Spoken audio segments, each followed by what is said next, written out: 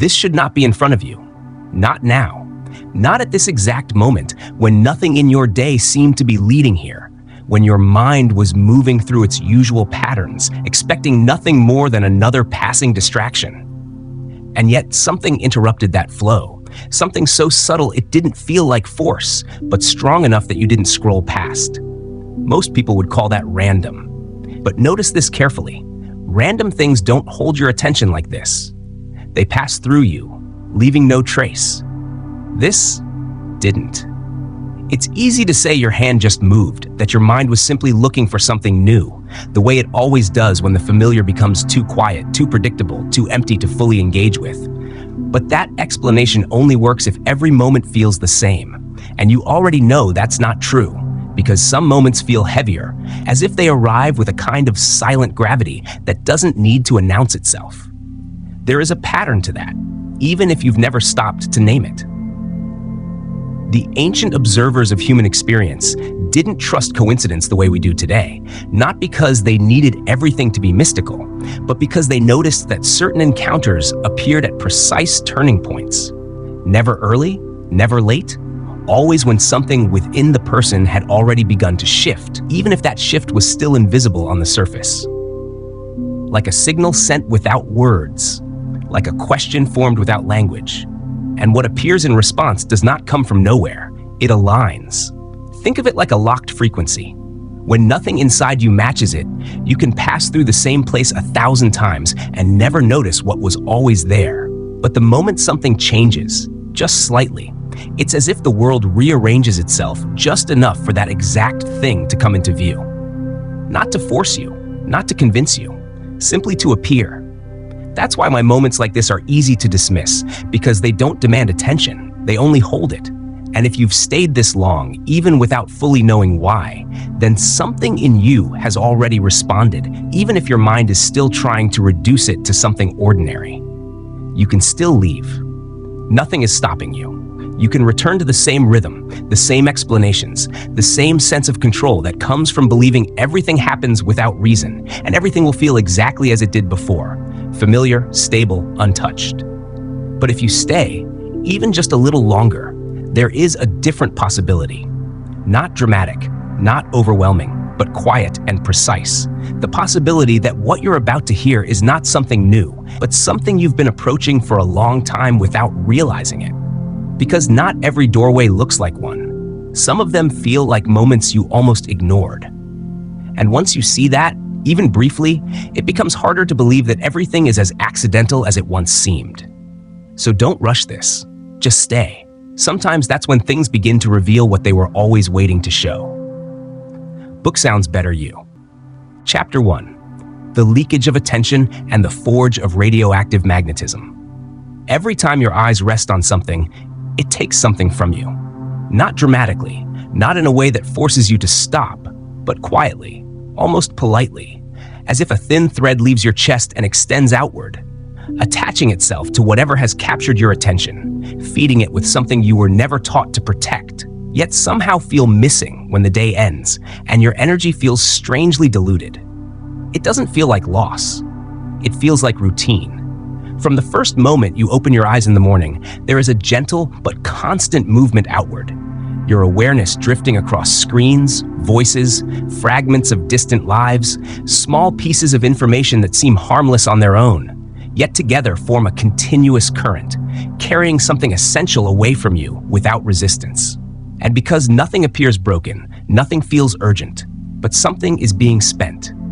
There is a kind of theft that does not require force, does not leave visible damage, and does not alarm its victim, because it happens slowly, consistently, and in plain sight, woven into the fabric of everyday life so seamlessly that it becomes indistinguishable from living itself.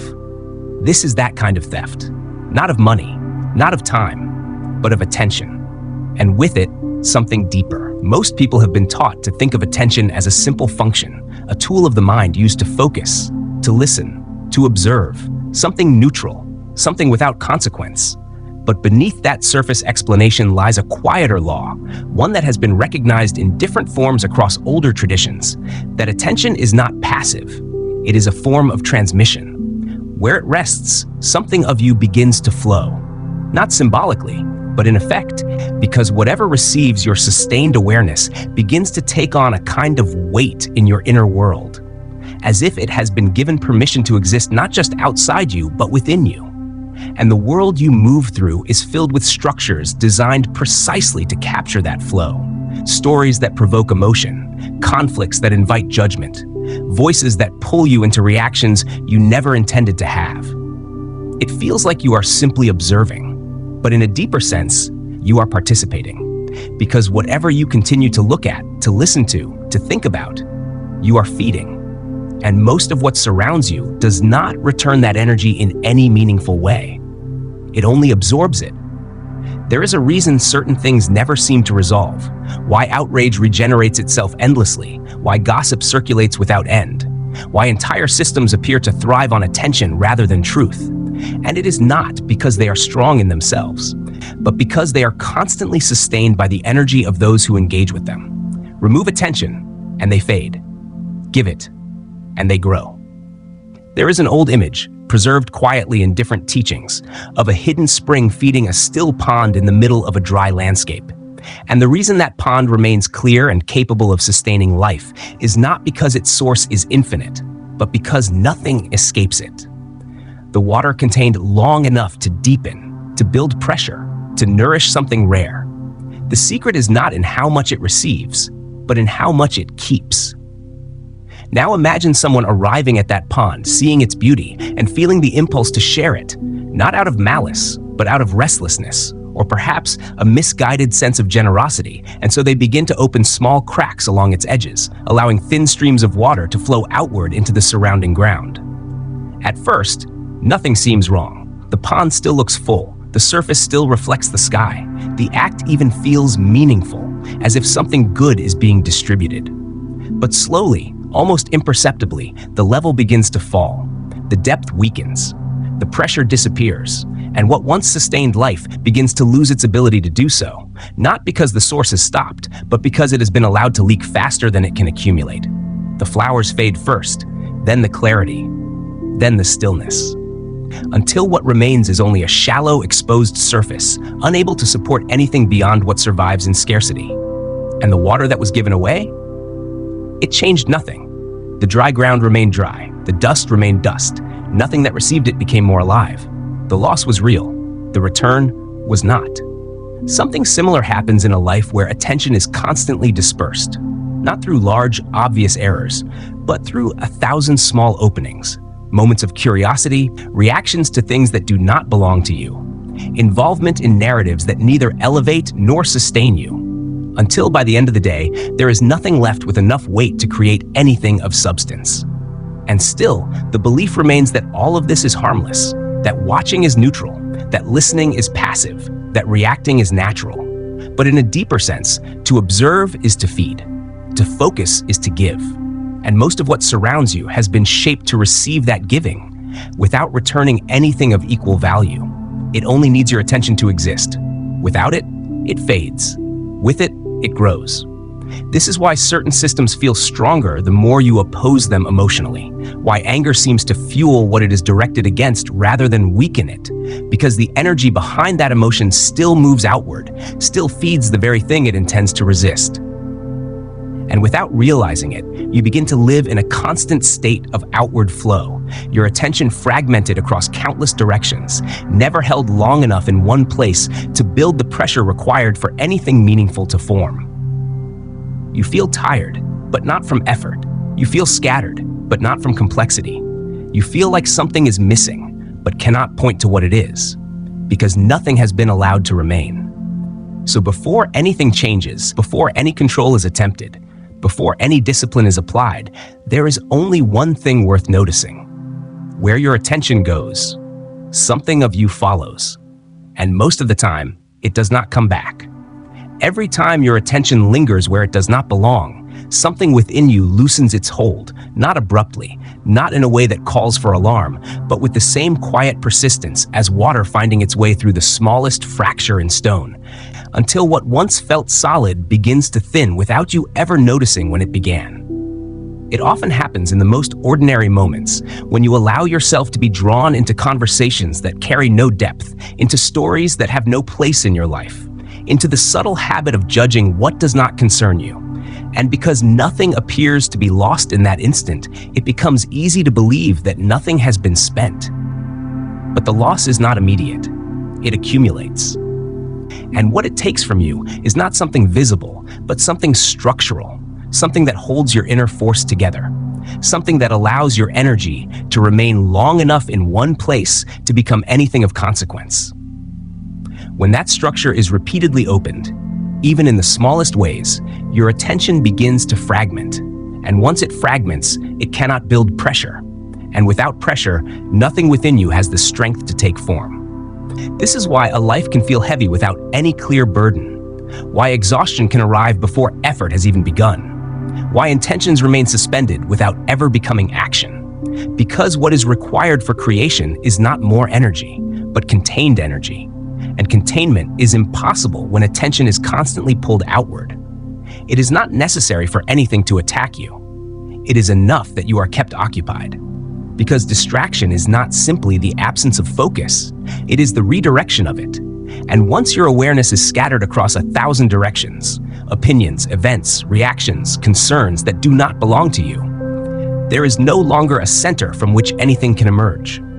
And so the search begins in the wrong place, looking for causes in complexity, in circumstance, in the outside world, when the more immediate truth remains unexamined, that the loss is happening through the simplest channel available, the quiet movement of attention away from itself. The world, as it stands, does not need to force this process. It only needs to invite it. A constant stream of stimulation, a continuous pull toward reaction, a subtle suggestion that to be aware is to be involved, that to be informed is to give your energy to everything that demands it. And because this appears reasonable, it is rarely questioned. Yet beneath that surface, there is a different dynamic at work. One that becomes visible only when attention is withdrawn, because what depends on it does not disappear quietly. It resists, not with aggression, but with persistence. There are patterns that exist only because they are sustained, narratives that repeat because they are fed, forces that appear larger than they are because they are continuously given the energy required to remain visible. And once that energy is removed, they begin to dissolve, not dramatically, but inevitably. This is why the act of turning away, of choosing not to engage, can feel more difficult than it should, because what has been fed expects to continue receiving, and its absence creates a tension that can be mistaken for discomfort, when in reality, it is simply the reaction of something losing its source. If you remain steady in that withdrawal, if you allow things to pass without claiming your attention, something else begins to happen. Something far less visible, but far more significant.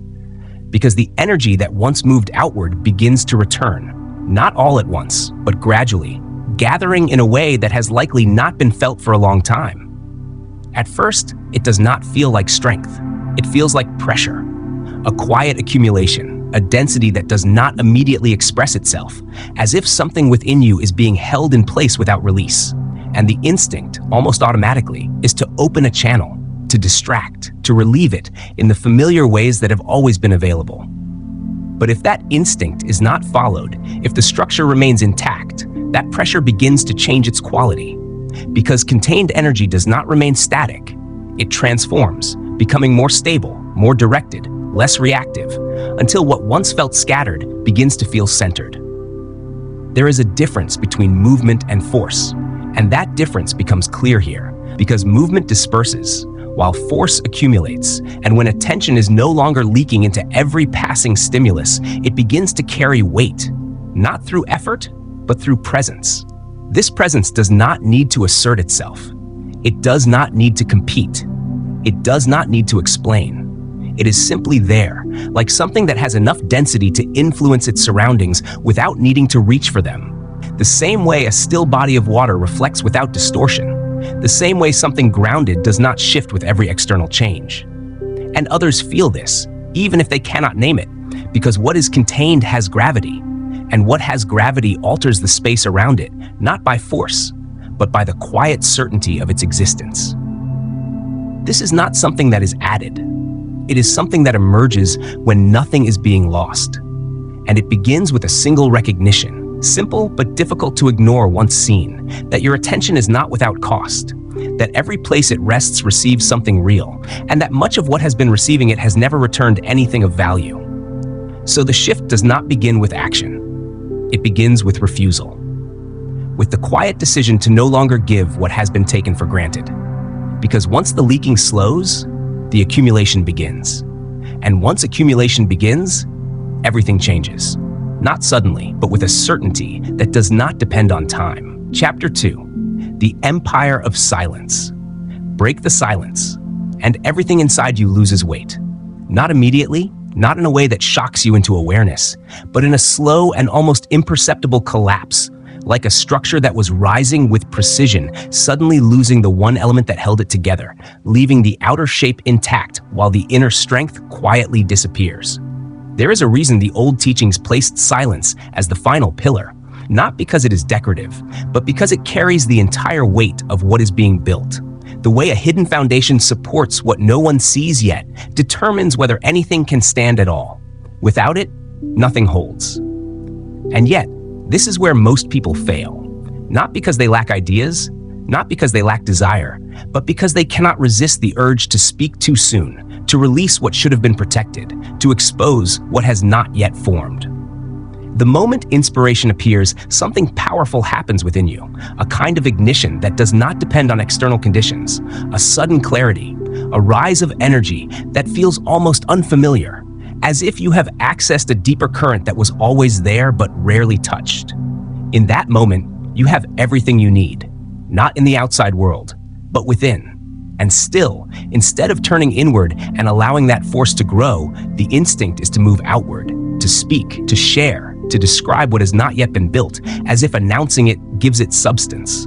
It feels like strength, but it is exposure, and exposure at that stage is loss, because what was meant to gather in silence begins to dissipate in noise. And with every word, something escapes, something cools, something that was once alive begins to lose its intensity, until what remains is only the outline of what could have been. This is why so many people begin with fire and end with nothing, why their plans sound clear, detailed, even impressive, yet never take form. Because the energy that should have been used to build was already spent in speaking. They did not fail in action. They failed in containment. There is an older image that makes this easier to see, one that comes from those who understood transformation not as theory, but as a process that obeys strict conditions. A sealed crucible placed within fire. Inside it, something crude begins to change, not by addition, but by pressure, by heat that is not allowed to escape, by a process that unfolds in darkness, unseen, uninterrupted. The condition is absolute. The seal must not break, not early, not slightly, not even for a moment, because the moment it opens, the transformation ends, not gradually, completely, and what was becoming something rare returns to something useless. Imagine standing before that vessel, knowing that inside it, something extraordinary is forming, hearing the low hum of pressure building, feeling the weight of what is about to emerge, and yet being unable to resist the urge to open it just a little, just enough to prove that something is happening. No explosion follows, no visible destruction, only a quiet release, a loss of heat, a collapse of pressure. And when the process completes, nothing remains but what was there before. The opportunity is gone, not because it was impossible, but because it was exposed too soon. Something similar happens every time you speak about what has not yet taken form, because the moment it leaves you, it is no longer contained. And once it is no longer contained, it cannot accumulate the force required to become real. Even admiration weakens it, even support dilutes it, because what matters is not how others respond. It is whether the energy remains where it was meant to build. This is why speaking feels satisfying. Because it releases pressure, it gives the ego something to hold on to, a sense of recognition, a reflection of importance, and for a moment, that is enough to replace action. The need to move disappears, the urgency dissolves, and what remains is only the echo of intention without the force to carry it forward. A simple example reveals the same law. Heat water in an open space, and it becomes steam that rises and disappears, unable to move anything, leaving no trace behind.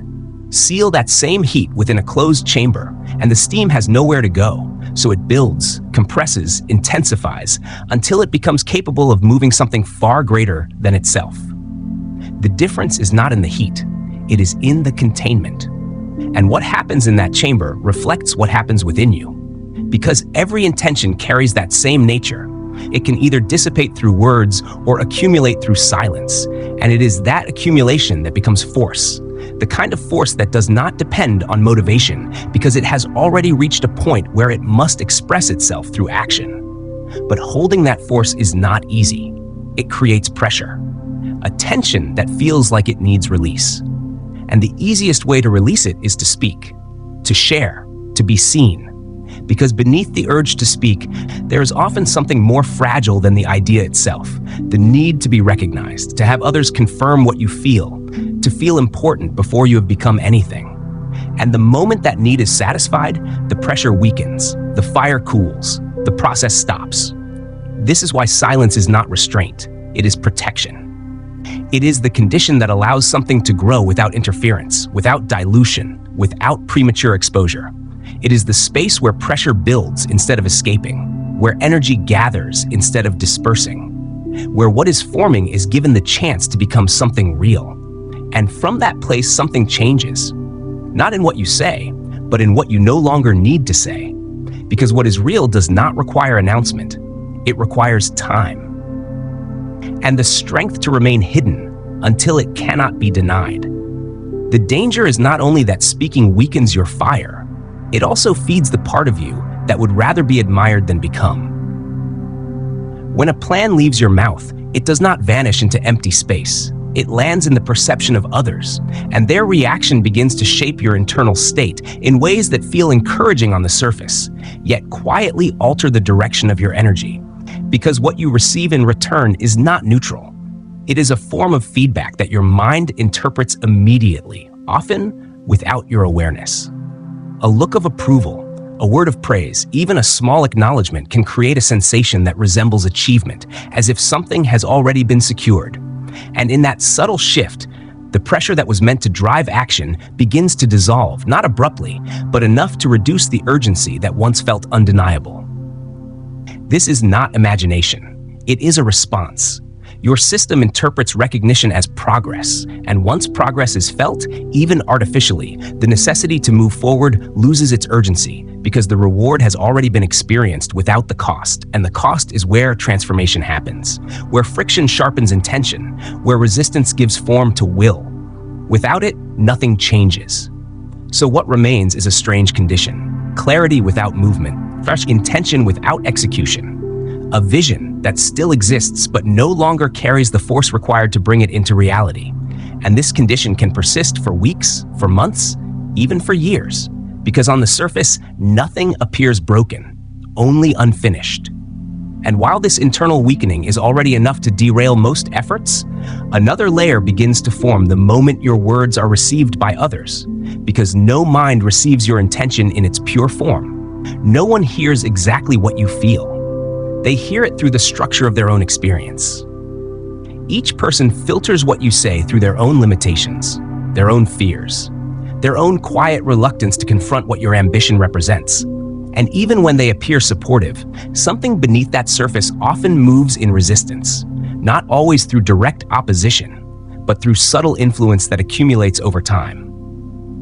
A hesitation in tone, a cautious suggestion, an unspoken doubt, a quiet expectation that things may not work out.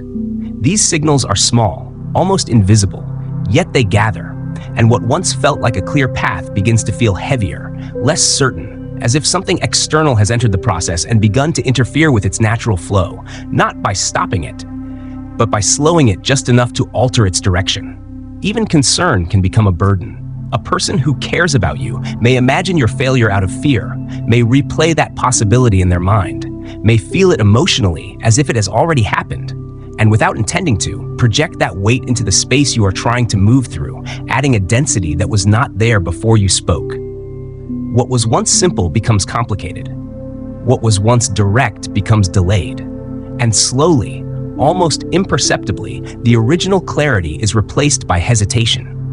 not because the idea was flawed, but because it has been exposed to influences that were never meant to shape it. This is why silence is not withdrawal.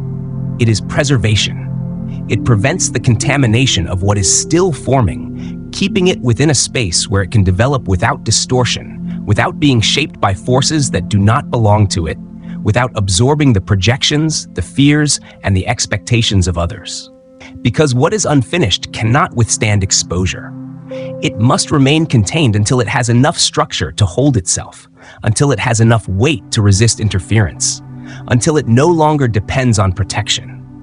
There is a reason the most enduring forms of power reveal themselves only after they are complete. Why true transformation often appears suddenly, without warning, because it has been built in a space where nothing interfered, where no external force diluted its intensity, where the process was allowed to unfold in full. Silence creates that space. It allows energy to accumulate without being spent, to build without being explained, to move toward completion without the distraction of recognition. And in doing so, it protects not only the idea, but the force behind it. And within that containment, something begins to change. The need to speak fades, not because you are forcing restraint, but because the energy that once sought release through words begins to find direction through action. And action, once it begins, requires less explanation and more focus. The need to be seen becomes irrelevant, because what matters is no longer how something appears, but whether it is being built, whether it is taking form, whether it is becoming real in a way that does not depend on perception. Because the focus shifts from how something is perceived to whether it is real. And when that shift occurs, the process becomes steady, grounded, almost inevitable, because it is no longer dependent on external reinforcement, no longer shaped by reaction, no longer diluted by premature exposure. It is driven from within. At that point, action replaces explanation, movement replaces description, and what is being built no longer requires attention, because it is gathering enough force to command it on its own, without asking, without announcing, without needing to be understood. This is the quiet power of remaining unseen while something is forming. The ability to move without announcing, to build without revealing, to allow something to reach completion before it is exposed to the world, and to do so with a kind of discipline that does not feel restrictive, but necessary. And when it finally emerges, it does not ask to be noticed. It cannot be ignored, because it carries the full weight of what was never allowed to escape, the accumulated force of everything that was held, protected, and brought to completion without interruption. And that weight speaks in a way that no explanation ever could. Chapter 3. Disconnecting from the hive mind and the annihilation of collective ghosts. Most of your thoughts are not yours. They arrive fully formed, carrying emotion, urgency, even conviction.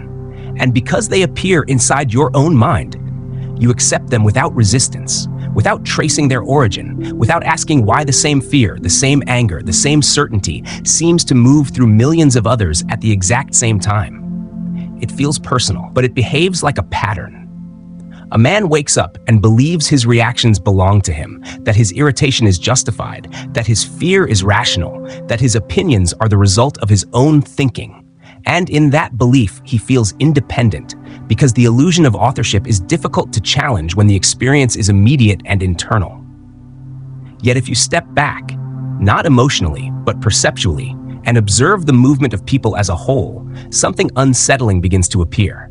Not individuality, but synchronization. Not independent thought, but repetition. Waves of identical reactions spreading across individuals who have never spoken to each other, as if something unseen is guiding the rhythm of their responses.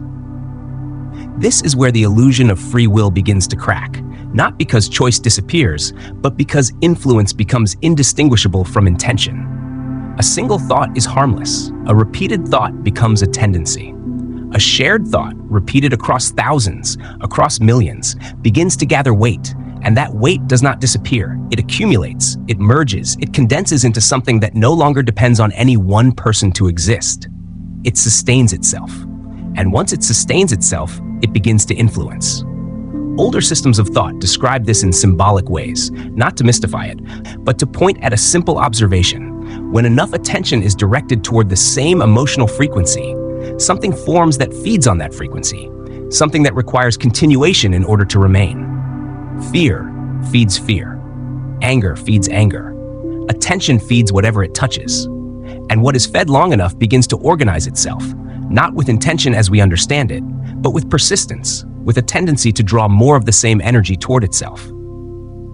This is why certain events seem to expand beyond their actual scale, why panic spreads faster than information, why outrage multiplies without resolution, because what is being fed is not the event itself, but the emotional field around it. And that field, once strong enough, begins to shape perception. There is an old image of a city that begins to fear something that has not yet arrived, where whispers become certainty, where imagination becomes reality, where people gather and repeat the same possibility until it feels inevitable. And in that repetition, something shifts.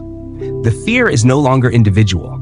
It becomes shared. And once it becomes shared, it begins to act back upon those who created it, shaping their decisions, their movements, their perception of what is happening, until they are no longer responding to reality, but to the version of it they have collectively constructed. This is how the collective mind forms, not through force, but through agreement, through repetition, through sustained attention directed toward the same patterns until those patterns dominate perception. And in that state, the individual does not disappear, but becomes indistinct, his reactions mirroring those around him, his thoughts following familiar paths, his emotions synchronizing with what is being amplified. Modern conditions make this even more seamless, because physical presence is no longer required. A person can sit alone in a quiet room and still be fully immersed in the collective field. Because connection is no longer physical, it is attentional. And wherever attention flows repeatedly, influence follows. You begin to feel what is being circulated. You begin to think in patterns that are being reinforced. You begin to carry emotions that were not born in you, yet feel indistinguishable from your own. The heaviness that appears without cause. The sense that everything is collapsing. The exhaustion that follows constant exposure to tension. These are not always personal. They are often absorbed, sustained through contact, reinforced through repetition. And then awareness appears. You begin to notice the distortion. You begin to see that something is influencing you. And in that moment, a second trap opens. The impulse to fight, to argue, to resist what you now recognize as false or manipulative. It feels like clarity. It feels like strength, but it is still connection, because resistance still feeds what it opposes. Attention remains fixed. Energy continues to flow. Only the emotional tone changes. What was once fear becomes anger. What was once agreement becomes rejection. But the structure remains intact, because both are sustained by the same focus. This is the hidden symmetry. Devotion and opposition are not opposites in this field. They are variations of the same engagement. Both require fixation, both sustain what they are directed toward, and both prevent disengagement. This is why stepping out requires something less dramatic but more precise, not confrontation, not rejection, but withdrawal of attention, a quiet refusal to continue feeding what depends on it to exist. Because what is not fed weakens, what is not sustained dissolves, and what is no longer reinforced loses its influence.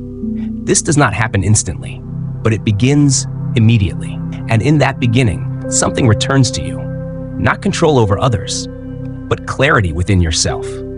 The ability to observe without being pulled, to see without absorbing, to remain present without reacting to every current that passes through your awareness.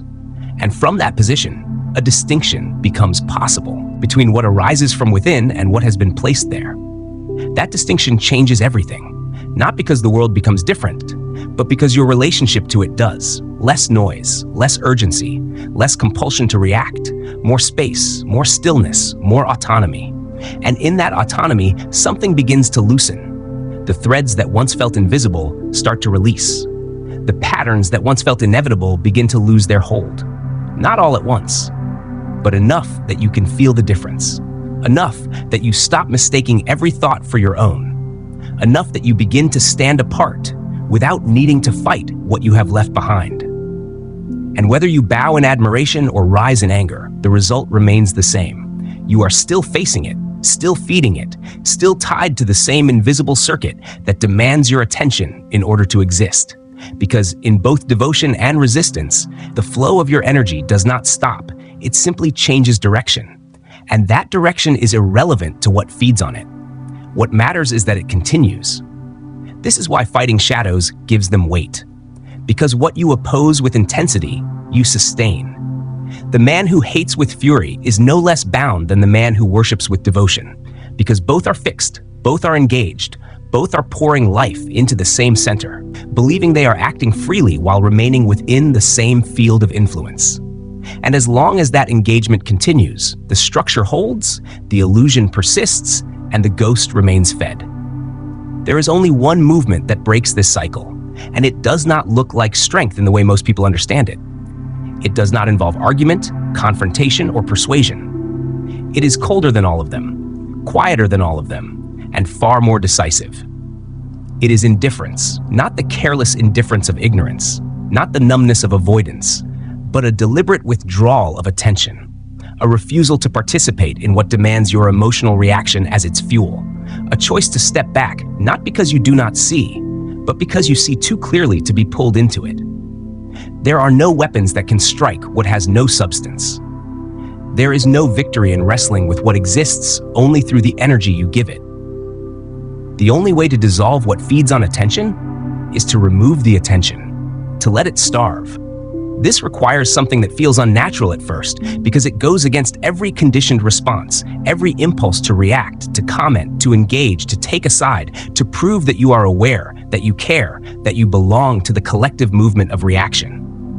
Instead, you step back, not physically, internally. A kind of distance forms between you and what once pulled you in, and within that distance, you begin to observe without entering, to hear without absorbing, to see without responding, as if a transparent barrier now exists between your awareness and the currents that once moved through you unchecked.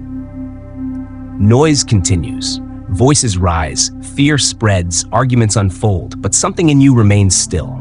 Not because the world has quieted, but because you have stopped echoing it. And in that stillness, something begins to change. The constant tension that once filled your mind starts to loosen. The pressure that had no clear origin begins to lift. Thoughts that once felt urgent now pass without anchoring themselves, and emotions that once demanded reaction lose their grip before they can take form. It is not that you have become detached from reality. It is that you are no longer entangled in what was never entirely real to begin with. This is not ignorance. It is sovereignty. It is the ability to recognize the structure of influence and choose not to reinforce it, to see the movement of the collective without becoming part of its momentum, to remain aware without being absorbed. And this shift, though invisible from the outside, creates a profound internal change, because what was once leaking outward begins to return, and what was once scattered begins to gather. There is a lightness that follows, not emotional excitement, not temporary relief, but a physical sense of release, as if something heavy has been removed from you, something you had carried so long you no longer noticed its weight. Clarity returns. Focus sharpens. The mind, no longer filled with borrowed noise, regains its precision. And in that precision, your own direction begins to emerge again, not as reaction, but as intention. This comes with a cost, not in effort, but in separation. Because once you stop moving with the collective current, you no longer reflect its patterns, and those still within it begin to notice the difference. You do not react when they react. You do not fear what they fear. You do not engage where they expect engagement. And this absence of participation is often misunderstood, not as clarity, but as coldness, as distance, as a lack of empathy, because what they recognize as connection is built on shared reaction, and when that reaction is no longer mirrored, they perceive a break. They may question you, they may resist you, they may try to pull you back into the familiar patterns that keep them anchored. But none of this requires response, because explanation is another form of engagement. And engagement is what sustains the structure you have stepped away from, so you remain still, not in isolation from life, but in independence from the patterns that once dictated your responses. You move among others, yet something in you no longer belongs to their rhythm. You see what they see, but it does not take hold in the same way. You hear what they hear, but it does not shape you. And this creates a space around you. Not emptiness, but protection. A kind of quiet field where your energy is no longer pulled in every direction, where your attention is no longer claimed by every signal, where your inner state is no longer dictated by what is most amplified. Within that space, something stabilizes, a center that does not shift with every external change, a clarity that does not depend on constant input, a presence that does not require validation. And from that center, a different way of moving becomes possible, one that is not reactive, not fragmented, not driven by the urgency of collective emotion, but guided by something that remains steady regardless of what unfolds around it. The world continues its noise. Cycles of fear, anger, and reaction rise and fall. Structures build and collapse. Narratives shift, but you are no longer inside them. You observe them without hatred, without attachment, without the need to correct or oppose, because even opposition would pull you back into the same field. Instead, you remain where you are, above the movement, not elevated in arrogance, but separated in clarity. And from that position, something becomes evident. What once seemed powerful was sustained by participation. What once seemed overwhelming was dependent on attention, and what once felt inescapable begins to fade the moment it is no longer fed. So you withdraw, not from life, but from what distorts it. You reclaim your attention, not in fragments, but completely. And in doing so, you allow everything that depended on it to disappear on its own. Chapter 4. Governing the Rhythm and the Art of Sovereign Imperturbability. Right before everything collapses, it feels like it will last forever. Not vaguely, not as a passing thought, but as a quiet certainty that settles into the body, the kind that makes you relax your guard without realizing it, that makes you speak more freely, act more loosely, trust more than you should, because the movement has been rising long enough that your mind begins to mistake momentum for permanence. That is where the shift begins. If you trace it carefully, you will notice the same sequence repeating across lives, across fields, across time. The business that expands rapidly and then overextends. The person who gains status and slowly stops refining what brought them there. The relationship that deepens and then quietly loses the attention that sustained it.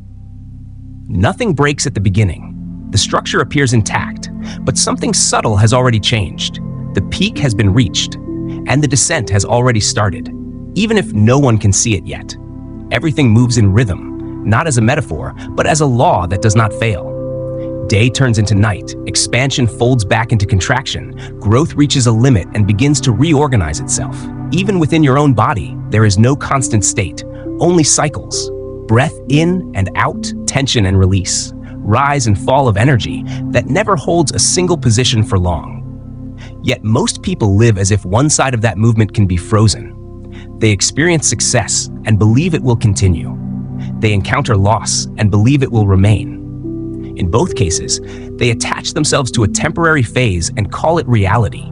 And because they do not see the full arc, they are surprised every time the direction changes, as if something external has betrayed them, when in fact, they simply misread the pattern. The problem is not the rise, it is identification with the rise. Because once you begin to see yourself through it, once your sense of stability depends on its continuation, you become exposed to the full force of its reversal. And the higher you attach yourself to the peak, the further you feel the fall when it inevitably arrives.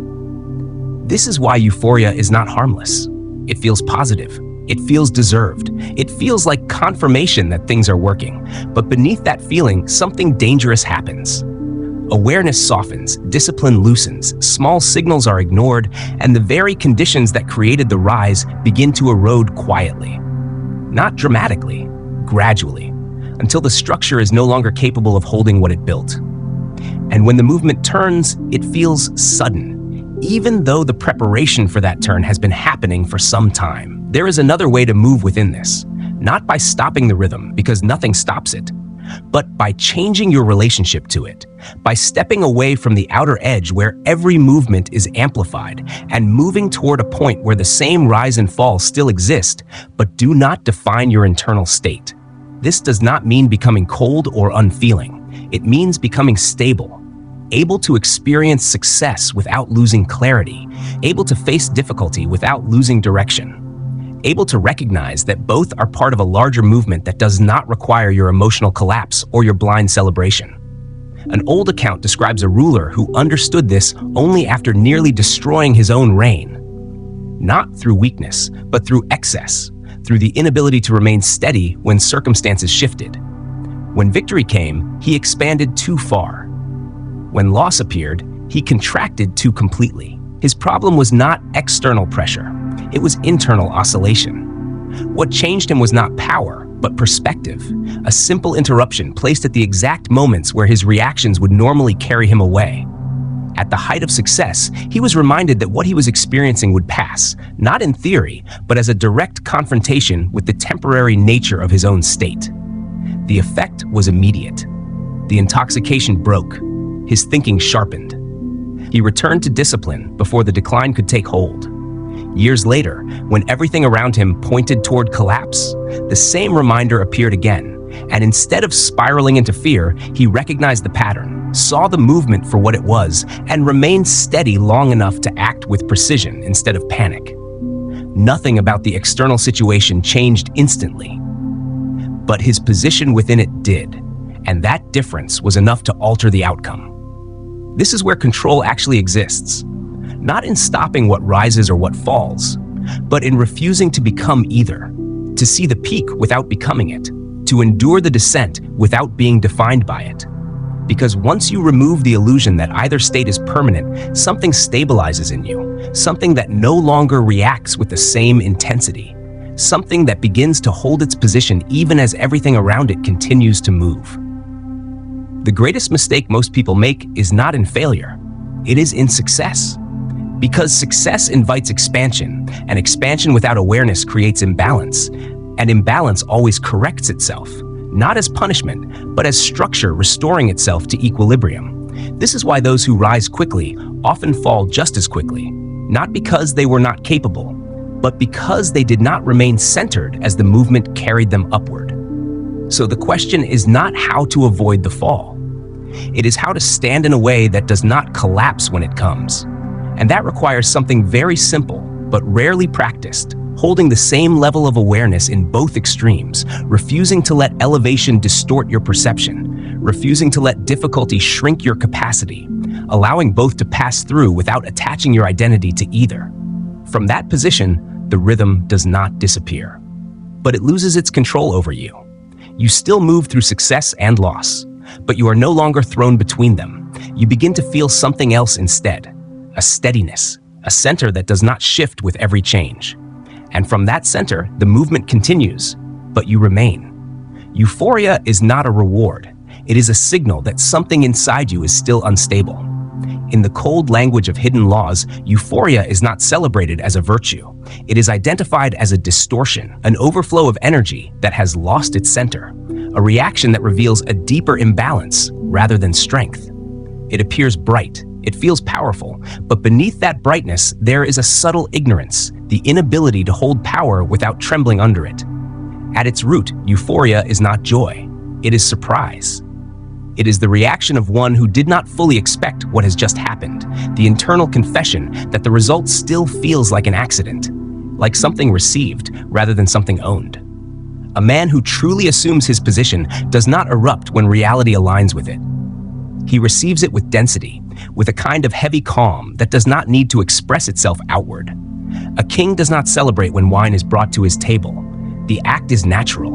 It belongs to him. Only the beggar, finding coins where he expected nothing, shouts in disbelief because the event violates his internal expectation of scarcity. And that reaction, that explosion of emotion, is not harmless. It is the beginning of a movement. Because the universe does not ignore excess, it balances it. Every extreme state injects force into the system, and that force does not disappear. It is stored, redirected, and returned. When you allow yourself to rise into an exaggerated state of pleasure, when your internal condition expands beyond equilibrium, you are not just feeling, you are pushing. You are pushing the pendulum, and the pendulum never forgets. It reaches the peak, pauses for a fraction of a second, and then returns with the exact same intensity that created the rise, not more, not less, but equal. Because the system is not emotional, it is mathematical. What you release on one side must be collected on the other. This is why the pattern feels so precise. After a loud victory, something breaks. After excessive celebration, something is lost. After a moment of inflated certainty, something unexpected enters and destabilizes everything, and the untrained mind calls it bad luck. But nothing random has occurred. The fall was financed by the rise. The imbalance created its own correction. The man who celebrated without measure has already paid for what comes next, not in advance, but in the very act of excess itself. He poured force into one direction, and the system simply completed the motion. The wise man does not try to stop this law. He steps out of its extremes. To understand this, you must look at the structure itself, not as an idea, but as a mechanism. Imagine a massive pendulum of steel suspended from a single point, cutting through space with relentless rhythm. At the lowest point where most people live, the movement is wide, violent, uncontrollable. Those who cling there are dragged from one extreme to another without pause, without stability, without understanding why their lives swing between opposites.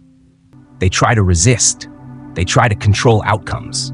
They try to freeze conditions so that nothing changes. But the movement does not listen. The world shifts. Bodies weaken. Structures collapse. Everything continues its motion regardless of personal will. Yet above that chaotic base, there is another point. If you follow the rod upward, away from the extremes, you arrive at the axis, the fulcrum, the place where the entire movement is anchored. And at that point, something unexpected appears. Stillness. Absolute. While the lower end travels vast distances, the center does not move at all. It holds the entire system without participating in its oscillation. And this is where true mastery begins, not in stopping the pendulum, but in relocating yourself within it. Higher control is not about changing reality. It is about changing position. Instead of living at the edge of reaction, you begin to establish your awareness at the axis, where events are seen but not absorbed, where movement exists but does not define your internal state. This is what ancient systems referred to as higher polarization, not a mystical state, but a disciplined placement of consciousness. In practice, it appears in the smallest moments. When victory arrives, when the result confirms your effort, the impulse is to expand, to let the emotion rise unchecked. But at that exact instant, you interrupt the movement. You contain it. You allow recognition, but not overflow. The reaction is minimal, controlled, almost indifferent, not because you feel less, but because you refuse to distort the balance. You do not push the pendulum, so it does not return with force. The same applies in collapse. When loss appears, when instability enters, when conditions turn against you, the instinct is to contract, to panic, to amplify the event internally. But again, you interrupt, you observe, you do not allow the external movement to dictate the internal state. And because you do not fall into the extreme, there is no additional force added to the system. The movement passes, but it does not take you with it.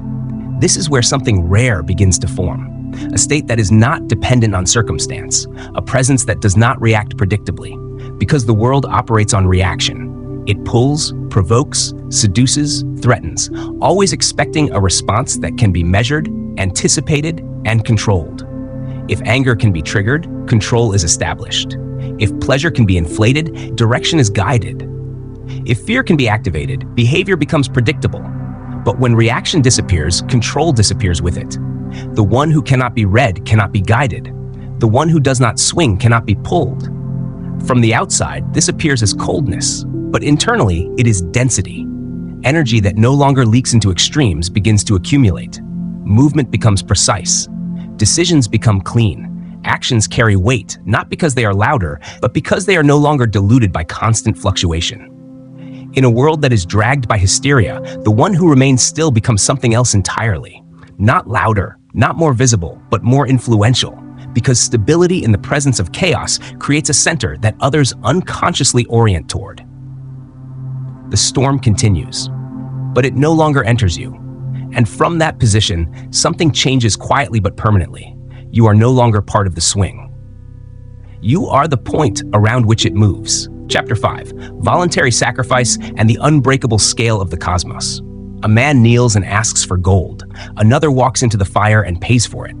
That difference, quiet but absolute, is where destinies separate. One waits for life to give, while the other understands that nothing is ever given without something first being removed, burned, or surrendered with full awareness. The illusion that sustains most lives is not a lack of opportunity, but the belief that desire alone carries weight, that asking with enough intensity or having suffered long enough somehow creates a hidden credit that existence will eventually honor, as if the universe were a compassionate institution distributing rewards based on need. It feels comforting to believe that, especially in moments of exhaustion, to imagine that patience will be compensated, that time itself will soften reality and deliver what has been delayed. But beneath that belief, there is a structure far more exact, far more indifferent, and far less negotiable. Existence does not respond to requests. It responds to balance. The ordinary man rarely sees this clearly because his experience is filtered through emotion, through hope, through the quiet expectation that something outside him will eventually shift. And so he asks for wealth while protecting the habits that dissolve it, asks for strength while maintaining the routines that weaken him, asks for respect while avoiding the decisions that would demand it. And when nothing changes, he attributes it to bad timing, to external conditions, to forces beyond his control, never recognizing that the scale in front of him has remained perfectly still, not because it is broken, but because nothing of equal weight has been placed upon it. There is an ancient principle, older than language, yet present in every transformation that has ever occurred, that nothing of higher value can be obtained without releasing something that currently occupies its place. And that release is not symbolic, not partial, not theoretical, but real, precise, and often uncomfortable in a way that reveals exactly how attached you are to what must be given up. In older disciplines, this was called equivalent exchange, not as a metaphor, but as a law, a mechanism through which all creation reorganizes itself. Every gain is funded by a loss. Every expansion is made possible by a contraction. Every new identity requires the dissolution of the previous one. This is where resistance appears, because what is required is rarely what is easy.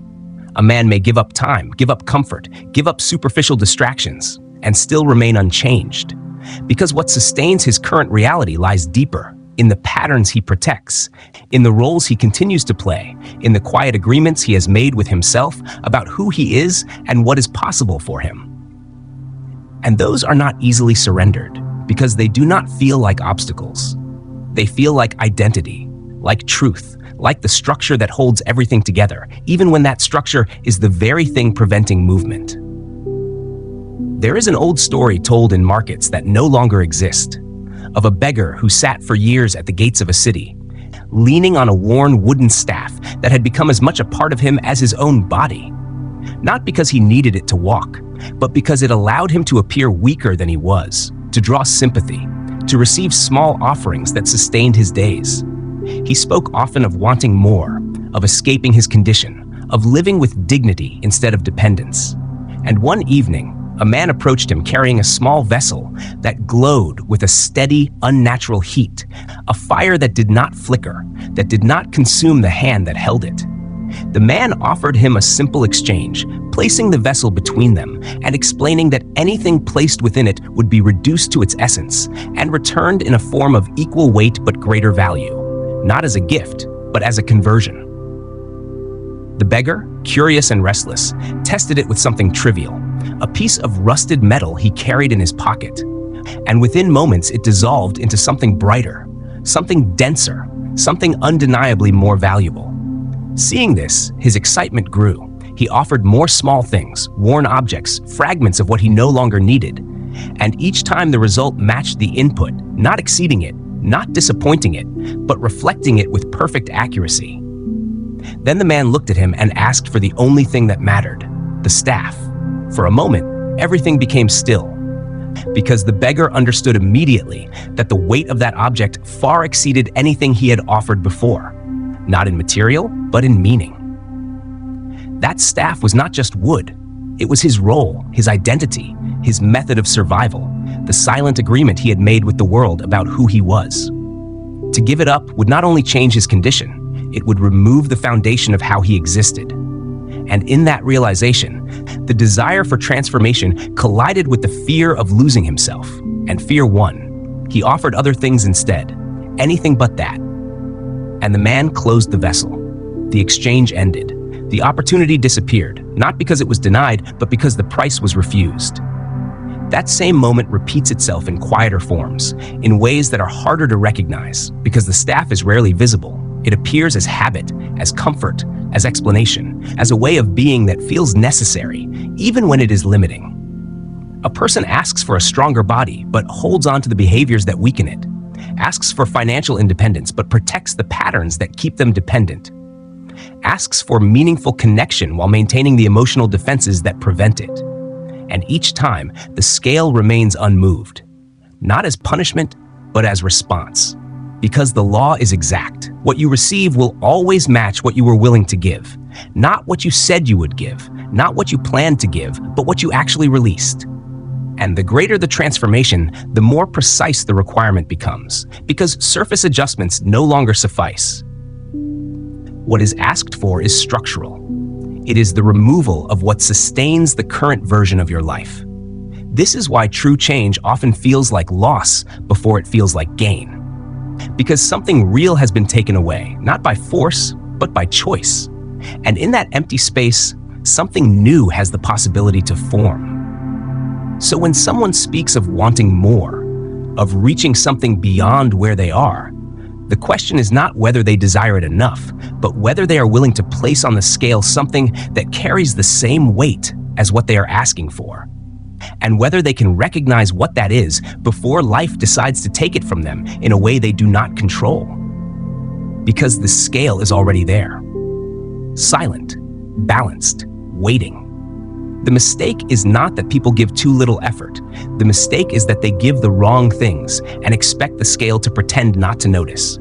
Most approach their lives the same way a careless man approaches a sacred fire, tossing in what is convenient, what is already broken, what costs nothing to lose, and then leaning forward with impatience, waiting for something extraordinary to emerge, as if intention could compensate for wait.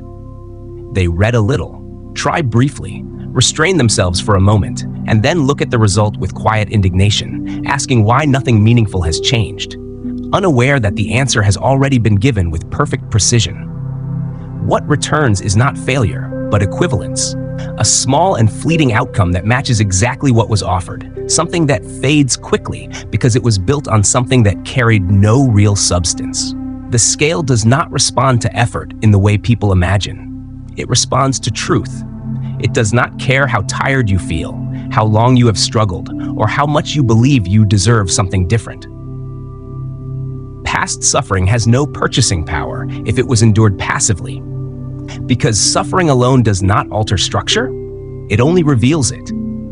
What changes the direction of a life is not how much you have endured, but what you are willing to release consciously, something that still holds you, something that still defines how you move, even if it quietly limits you. And this is where the real transaction begins, because what must be given is rarely external. It is not money, not time, not visible sacrifice, but identity, the pattern you continue to carry that produces the same results again and again. That is the hidden weight. That is the staff most people refuse to drop. One of the most persistent forms of this is the identity of the victim, not always spoken openly, but present in the way a person interprets their life, in the quiet belief that something outside them is responsible for their condition, and in the subtle comfort that comes from that belief. Because when responsibility is displaced, pressure is reduced, and when pressure is reduced, change becomes optional. It feels safer to remain in that position, even if it is limiting, because it protects the self from the full weight of transformation. But that protection comes at a cost. It prevents movement, and letting go of it is not a light adjustment. It is a rupture, because it removes the explanation and replaces it with responsibility. A responsibility that does not share itself with circumstances, with other people, or with time, but settles entirely on your own shoulders. That is why it feels heavy. That's why most step back at that exact point. Not because they do not want change, but because they do not want the cost that comes with it. So they negotiate, they offer substitutes. They increase effort in areas that do not threaten their core. They work longer, push harder, sacrifice surface comforts. And yet nothing fundamental shifts, because what they are giving does not match what they are asking for. The scale remains still, not out of resistance, but out of precision. True sacrifice is not measured by intensity, it is measured by relevance.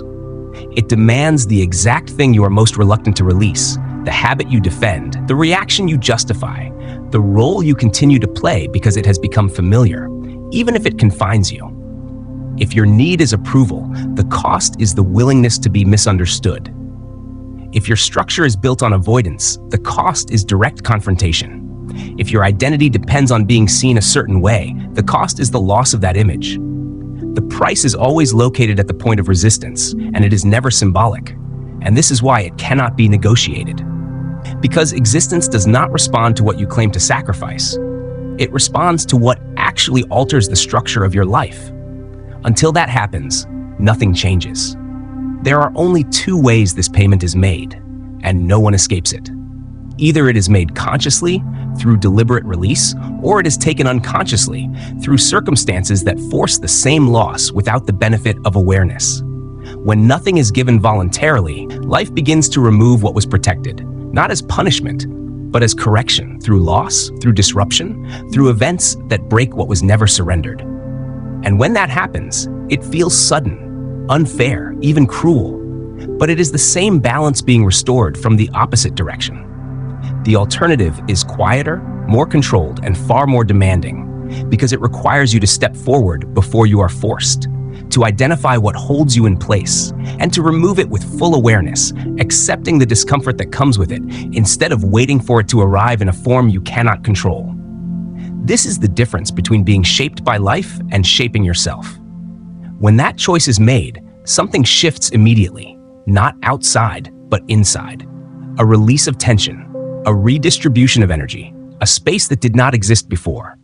And over time, that internal shift begins to reorganize the external, not as a reward, but as a reflection of a structure that has finally changed. So the question is not whether you are working hard enough or whether you want something badly enough. The question is simpler and far more exact. What are you still holding that carries the same weight as what you are asking for? And are you willing to release it before it is taken from you in a way you do not choose? Because the fire is already lit, and it has been waiting for something real. Chapter 6. The Crossing of the Night Threshold. Every night, just before consciousness slips away, something in you accepts an order without asking a single question. It does not argue, it does not verify, it does not hesitate. It simply receives. And what it receives in that final moment does not fade into darkness. It is carried inward, preserved, and quietly set into motion. This transfer does not feel dramatic. It happens in that soft collapse where thoughts lose their edges, where the body grows heavy, where the world outside begins to dim. But inside that quiet descent, something precise is taking place. The last impression that remains alive in you as you cross into sleep is not ignored. It is taken seriously. It is treated as instruction. There exists within every human being a vast interior territory, a dark and largely unexplored continent where nearly a third of life is spent. And yet most people pass through it blindly. They reduce it to rest. They call it recovery. They treat it as a pause between days. But it is not a pause. It is a continuation, a hidden phase where what is carried inward becomes what is later encountered outward. To the ordinary man, sleep appears as a shutdown, a small daily extinction. The body rests, the mind fades. And under that assumption, he surrenders to it carelessly, the way an exhausted animal drops into the grass after a hunt, unaware that something within him continues to operate long after awareness disappears. Because beneath that surface, something never sleeps. The deeper mind remains active, silent, precise. It continues to reorganize impressions, align internal states, and subtly influence what will unfold when morning returns. It does not require effort. It does not depend on logic. It works through what it has received, and it works without interruption. And the critical point is not sleep itself. It is the narrow threshold before it, that dim corridor where awareness begins to dissolve, where reason loosens its grip, where the body becomes heavy and the last clear impression settles before everything fades. That moment is not empty. It is receptive, and whatever enters it does not pass through unchanged. It is planted. Ancient teachings approach this passage with a quiet seriousness, not superstition, but observation. They understood that the final state before unconsciousness becomes the seed that the night will cultivate, Not symbolically, practically. What is placed there is taken inward and worked on, without resistance, without interruption, until it reappears in form. There is an old account of a ruler who believed his kingdom was secure. His walls were reinforced. His gates were guarded. His defenses were absolute. Under the sun, nothing entered without being seen. And yet something began to decay, slowly, quietly. The vitality of his land weakened. His gardens lost strength. Something unseen had entered. He blamed his guards. He assumed betrayal. Until a quiet observer revealed something he had never considered. The invasion had not occurred during the day. It had happened in the hours when vigilance faded, when he withdrew into his private chambers, when exhaustion replaced attention. There was a small door he left unguarded, not out of carelessness, but out of habit. And through that opening, nothing dramatic entered. No army, no visible force. Something subtle passed through, something that required no resistance, only access. And over time, that was enough. The same structure exists within you. During the day, your conscious mind acts as a sentinel. It filters, it rejects, it evaluates, it maintains coherence. But it cannot remain alert forever. Fatigue weakens it, attention fades, and when you lie down, when the lights go out, when the external world disappears, that sentinel steps aside. In that exact transition, the deeper mind stands open, wide, fertile, entirely receptive. And whatever remains active in you at that moment passes through. It is not questioned, it is not examined, it is not judged, it is accepted. That deeper layer does not behave like an intellect, it behaves like soil. And soil does not choose what grows, it simply develops what is planted. If clarity is present, it develops. If tension remains, it develops. If fear tightens the body, it develops. And this is where the unnoticed ritual becomes decisive. Because in the final minutes before sleep, most people do not plant deliberately. They drift. They replay fragments of the day. They revisit tensions. They imagine conflicts. They anticipate problems.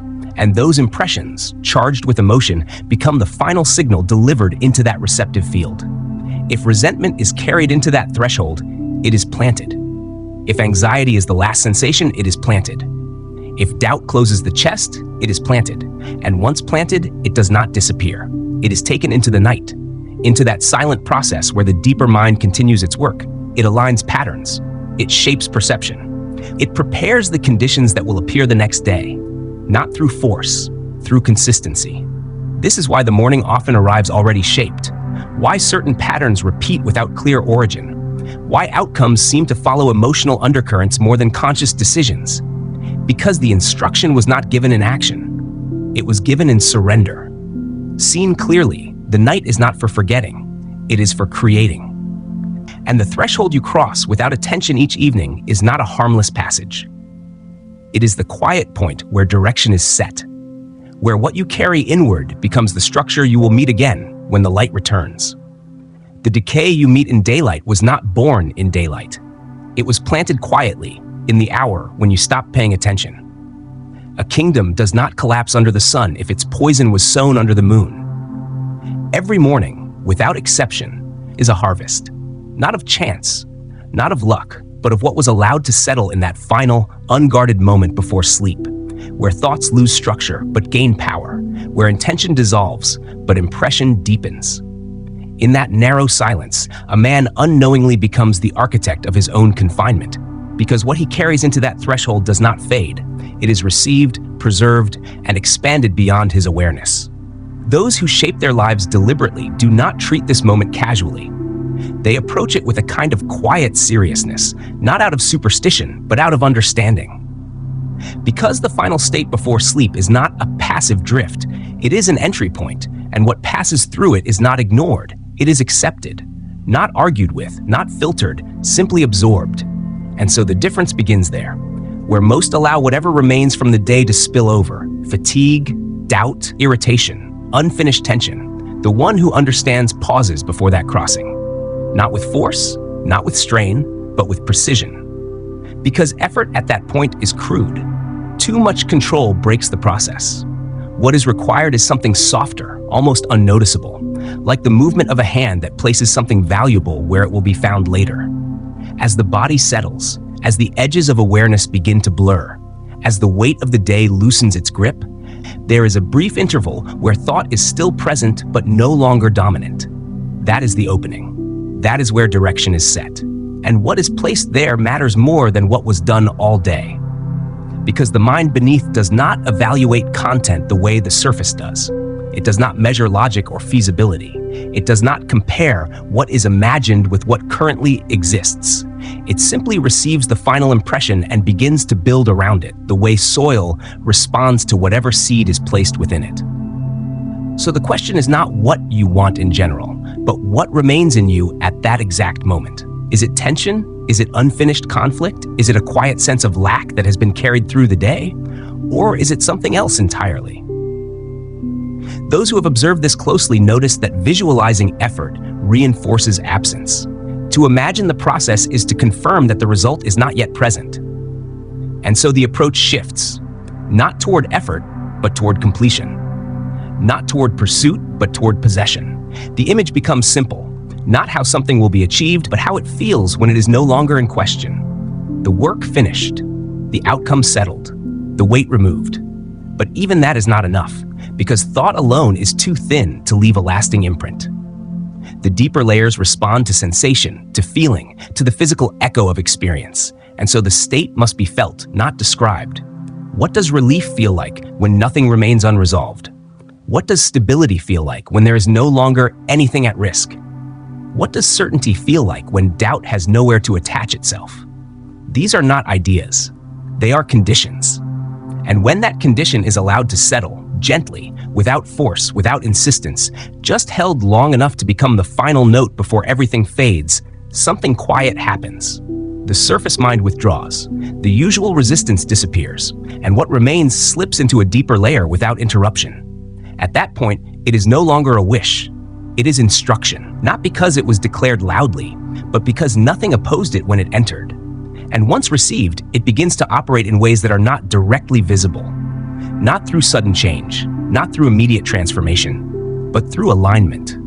Small adjustments, subtle shifts, the quiet rearranging of what is noticed, what is acted on, what is overlooked. From the outside, it appears gradual.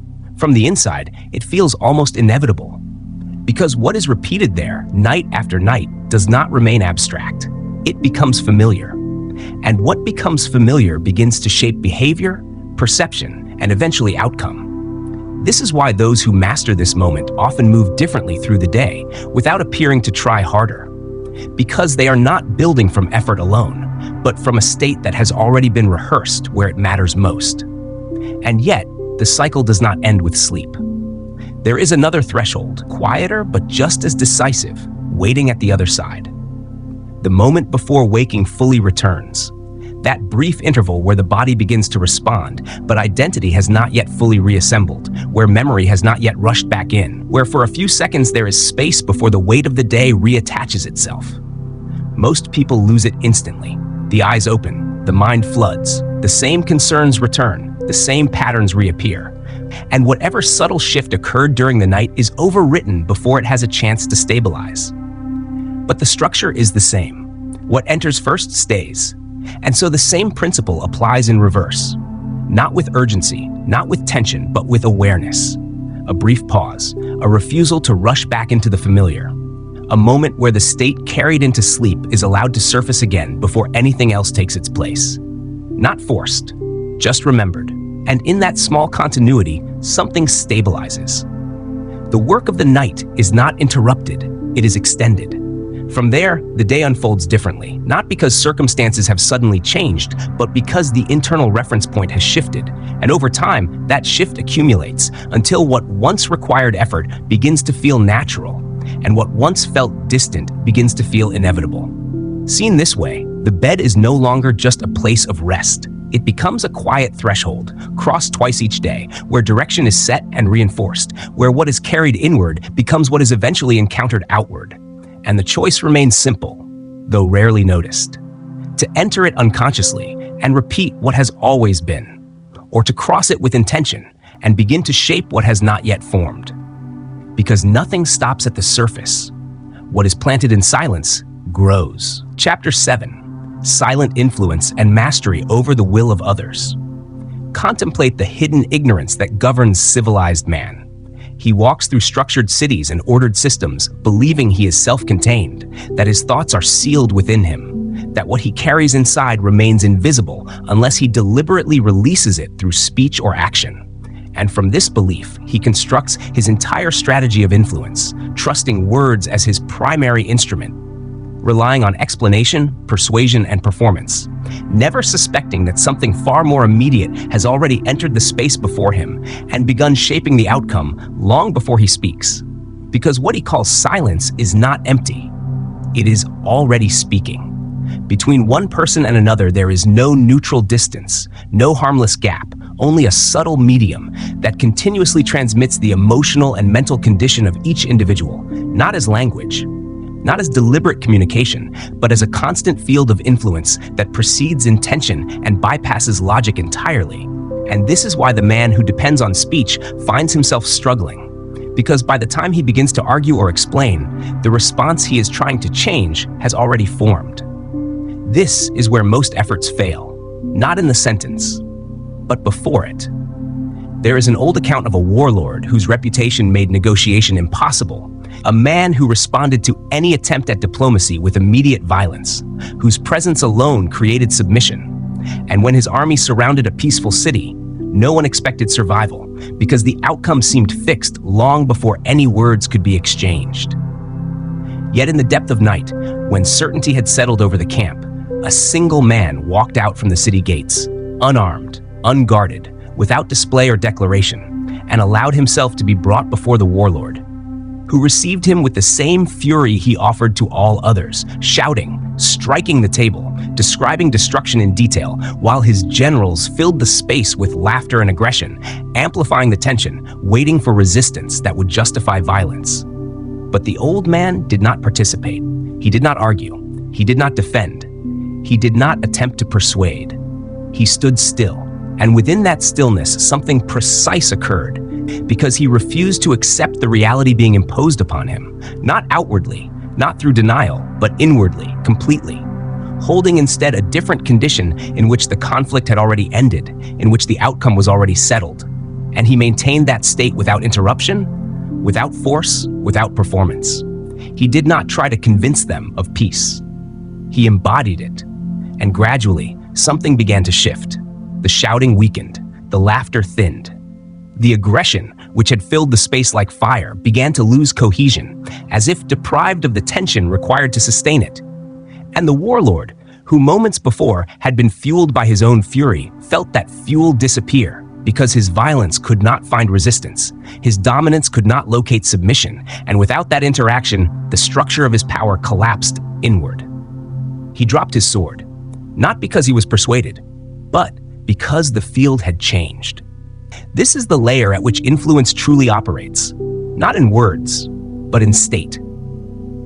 Every moment, whether you are aware of it or not, you are transmitting your internal condition into the space around you, and others respond to it instantly, not through analysis, but through recognition. Because beneath conscious thought, there exists a more primitive system that detects coherence, instability, need, and certainty with absolute precision.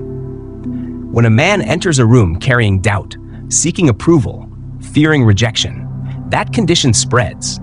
Even if his words are correct, even if his behavior appears controlled, because the signal beneath the surface communicates something else entirely, something that says he is not anchored, not complete, not stable in his own position, and the room responds accordingly, often without knowing why.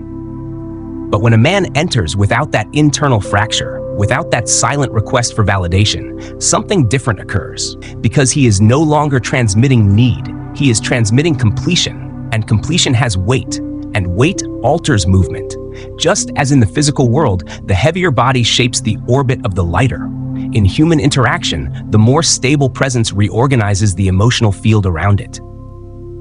This is why persuasion often fails, because it tries to correct with language what has already been established in silence. Words address the conscious mind, and the conscious mind resists, evaluates, questions, and defends itself. But beneath that layer, something else has already responded, something that does not require explanation, something that reacts directly to the state being presented. So the question is not what to say. It is what you are carrying before you say it. Because the first communication is never verbal. It is atmospheric. Silent influence does not knock. It enters before the door is even noticed. It moves beneath language, beneath posture, beneath intention, slipping directly into the nervous system of the other without needing permission, without triggering defense. Because it does not arrive as argument, it arrives as state. And what is received at that level is rarely questioned, only felt, absorbed, and slowly mirrored back. Words, then, are not the weapon. They are the echo, a closing gesture, a formality that seals what has already been decided in silence. So if you ever find yourself forcing speech, stretching explanations, repeating yourself with growing tension, that moment reveals something precise. Not that the other resists you, but that your internal position lacks weight. The battle has already been lost in the unseen layer, and what remains is only an attempt to recover it through effort, through noise, through persuasion that arrives too late. The sovereign does not begin with words. He begins with alignment. Before the meeting ever occurs, before the room is entered, before a single glance is exchanged, the real movement has already started, because the field is not shaped in the moment. It is prepared in advance, in stillness, in isolation, where intention can be formed without interference, without contradiction, without dilution. There, in that quiet space, the image is brought forward, not aggressively, not with tension, but with clarity. The person, the situation, the outcome. Not as a wish, not as a possibility, but as a completed event that has already settled into place. There is no argument inside it, no uncertainty, only a simple and final direction. And then something shifts. The thought is no longer just held, it is felt. Because an idea without sensation remains abstract, and abstraction does not travel far. But when the body participates, when the outcome is not only seen but experienced as already real, when relief replaces anticipation, when certainty replaces effort, the signal gains density, and density is what carries through the unseen medium that connects all interaction. At that point, nothing more is added. It is released. Not with force, not with urgency, but with the quiet certainty that it has already reached its destination, and from there it begins to move in ways that are not visible, not traceable, but undeniably present when the encounter finally arrives. Because when the moment comes, something unusual appears. There is no need to push, no need to convince. The posture remains relaxed, the breath settles deeper. The eyes do not search, do not probe, do not demand. They rest. And within that rest there is weight, not pressure, not aggression, but a quiet gravity that does not ask to be recognized, and yet is felt immediately. The other begins to respond. Not always consciously, not always clearly, but something in them adjusts, recalibrates, fills the silence with movement, with explanation, with concession, because the absence of reaction creates a space they cannot comfortably occupy. And in trying to escape that space, they begin to reveal, to soften, to shift. And when words finally arrive, they are few. They do not need to carry the outcome. They only confirm it. This is why the visible interaction often appears effortless, because the effort was never meant to happen there. It was completed earlier, in a place where resistance could not form. But this same mechanism operates in reverse. Because just as you can influence, you can be influenced, not through what is said, but through what is carried toward you. And most people remain unaware of how easily they absorb states that do not belong to them, how quickly they react, defend, argue, and in doing so, anchor themselves into a frequency that was never theirs to begin with. This is where defense becomes necessary. Not through resistance, but through absence. When confronted with agitation, with provocation, with attempts to pull you into reaction, the instinct is to respond, to correct, to push back. But every reaction creates connection, and every connection allows the transfer to complete itself. So instead, something quieter is chosen. The space is left untouched. The words pass, but nothing holds them. The tone is heard, but nothing responds to it. There is no effort to block, no attempt to counter, only a kind of internal transparency, where what is directed at you finds no surface to attach to, no structure to resonate with, and in that absence, it dissolves on its own. The one who attacks expects friction. Without it, they weaken. because their force requires reflection, requires confirmation, requires something to push against. And when that is not provided, the structure collapses inward, leaving them with their own energy, their own noise, their own instability, which they cannot sustain for long. And in that moment, something becomes clear. Influence is not control. It is alignment, not domination, but weight. The heaviest presence in any space does not need to declare itself.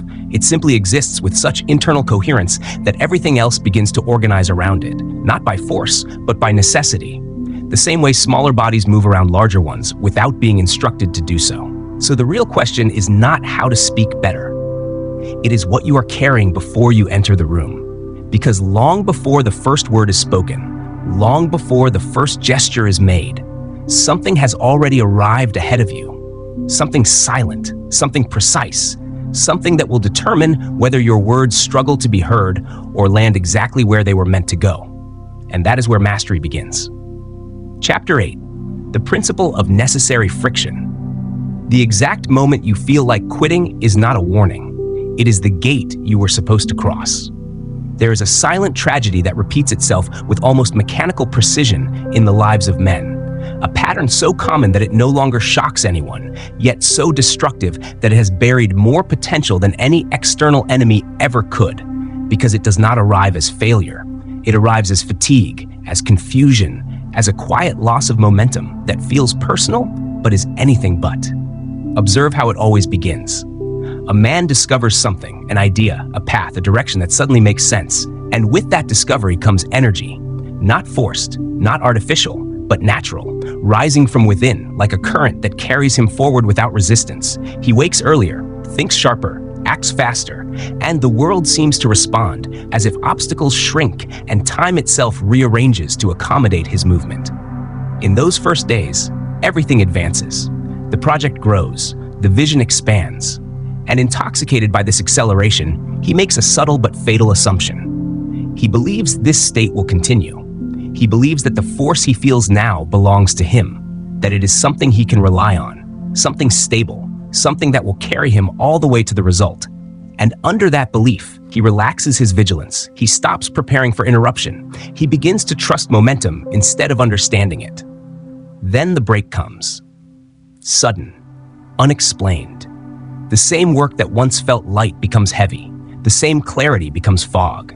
The same steps that once felt effortless now feel like dragging weight through resistance. And there is no visible reason, no collapse, no external disaster, only a dense friction that seems to appear out of nowhere, pressing against every movement. And in that moment, the interpretation begins, because the mind cannot tolerate unexplained resistance. So it creates meaning. It says the idea was wrong. It says the path is flawed. It says this is a sign to stop. And with that conclusion, the man withdraws, not knowing that he has just reached the most important point in the entire process, the point where almost everyone turns back, not because they are incapable, but because they misunderstand what they are experiencing. What he encountered was not failure. He encountered the end of borrowed force. There is a structure beneath all movement, a hidden mathematics that governs growth, creation, and transformation. And within that structure, there are precise intervals where natural momentum expires, not gradually, but abruptly, as if the current that carried everything forward has been cut. These intervals are not errors. They are built into the system. They are the places where the process stops carrying you and demands that you carry it. And if nothing is added at that point, nothing remains stable. Because energy does not wait.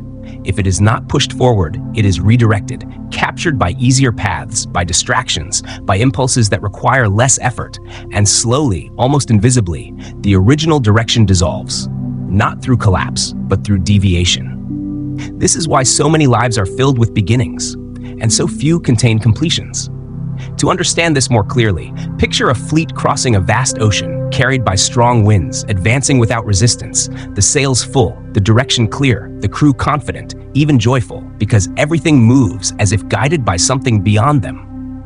Then, at the center of the journey, the wind disappears, not weakens, not shifts, disappears completely.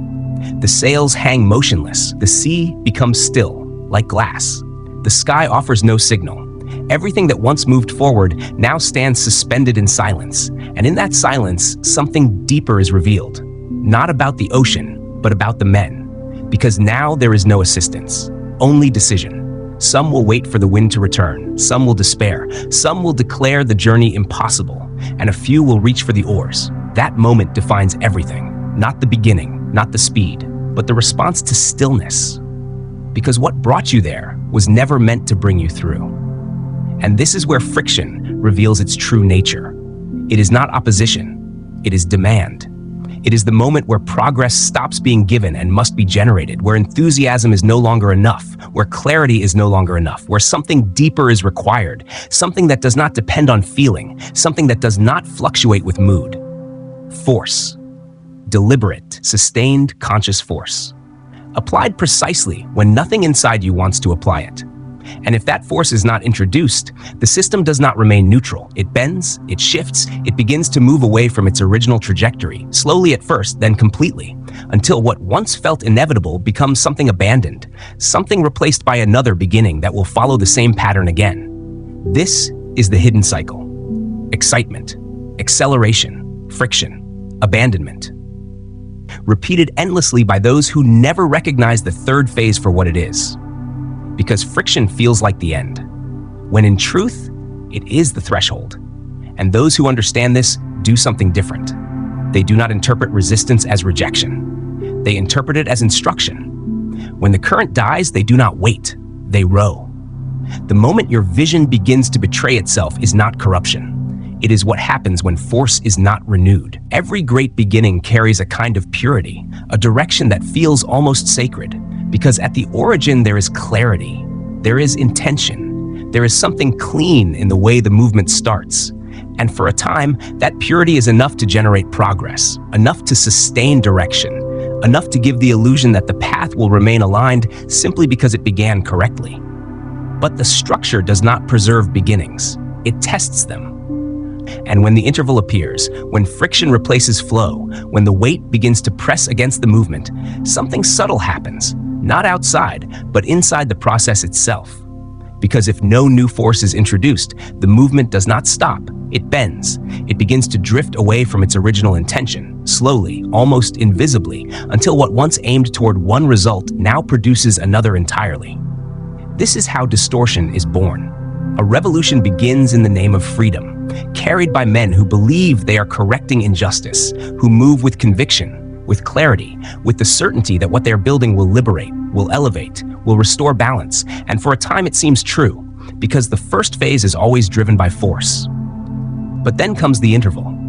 Power accumulates, friction appears, weariness sets in, and if at that precise point no conscious force is applied to realign the movement, the direction shifts, not dramatically, but gradually, until the very structure that was meant to liberate begins to resemble what it replaced. And over time, those who once fought against tyranny become indistinguishable from it. Not because they intended to, but because they allowed the current to deviate when the original force expired. The same pattern repeats in quieter forms.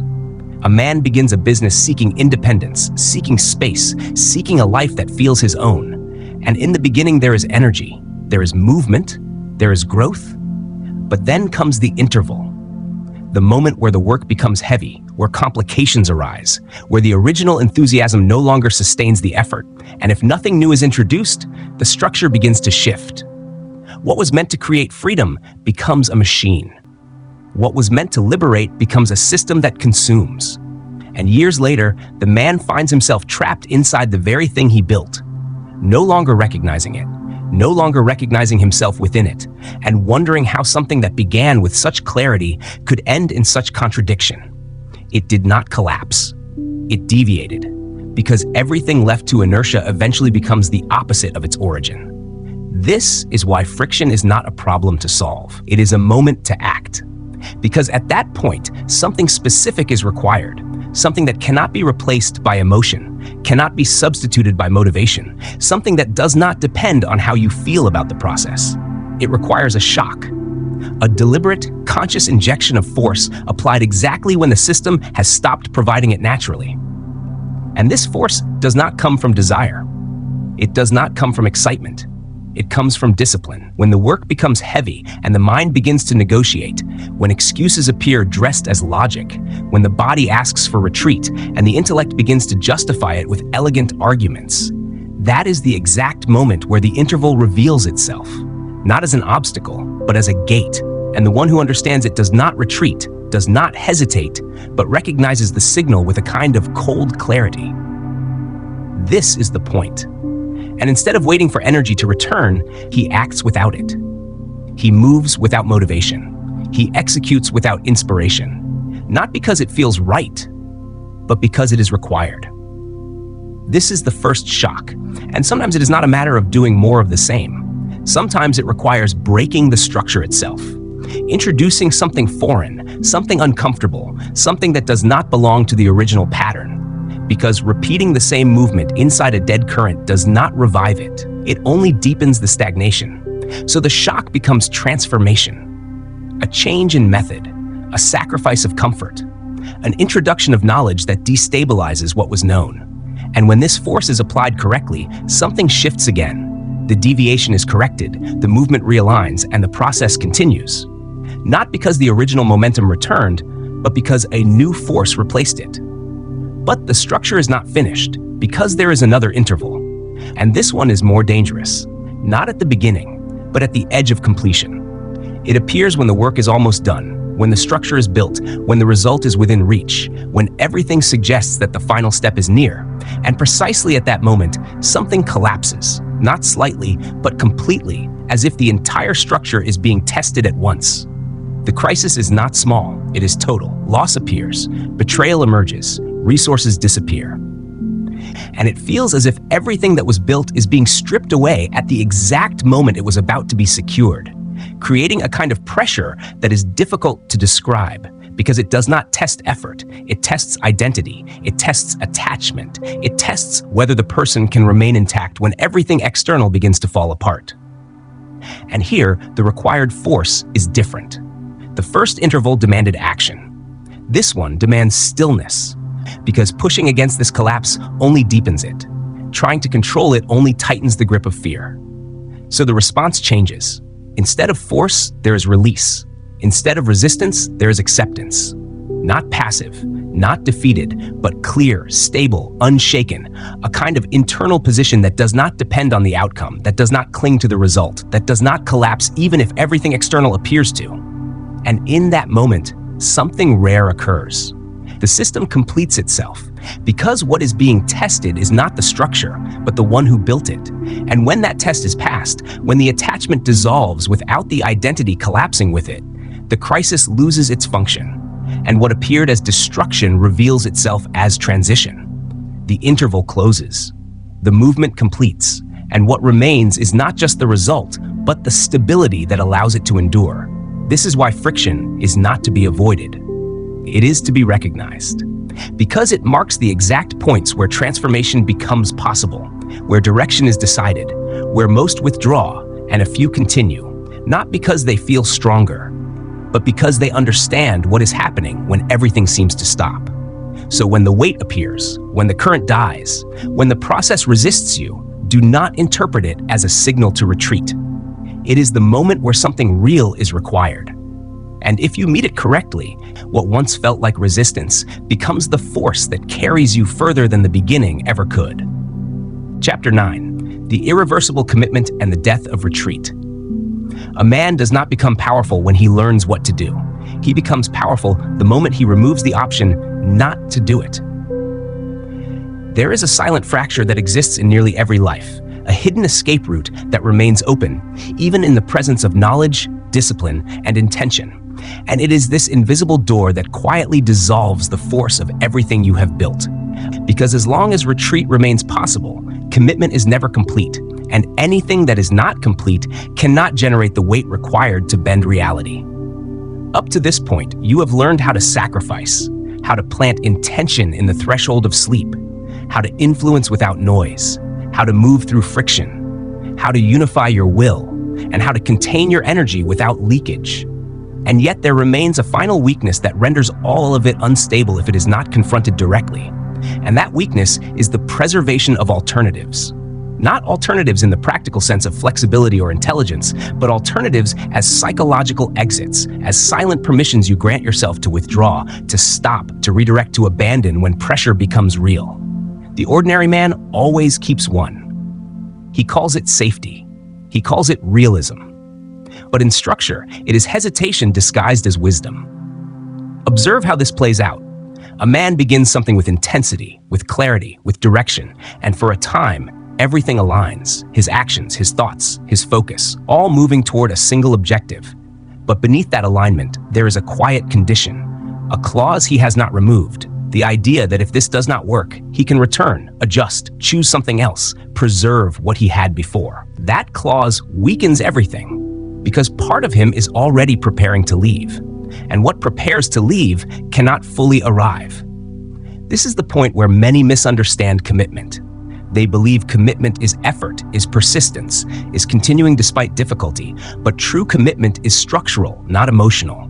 It is the removal of the path backward, the closing of the door that would allow retreat to remain an option. And without that closure, effort remains conditional. Conditional effort produces conditional results, and conditional results collapse under pressure. There is an old pattern that repeats across different fields, different lives, different ambitions, where individuals reach a point where progress requires something irreversible, a decision that cannot be undone without consequence. And at that point, most hesitate, not because they do not understand what is required, but because they are unwilling to remove the possibility of going back. They want progress without loss. They want transformation without risk. But transformation, by its nature, eliminates what came before. It replaces, it restructures. And in doing so, it removes the previous identity, the previous position, the previous way of existing. And this is what creates resistance, not the difficulty of moving forward, but the finality of leaving something behind. This is why so many remain in transition. They move partially, they change externally, but internally they maintain a connection to what they were, to what they could return to the version of themselves that requires less risk, less exposure, less responsibility.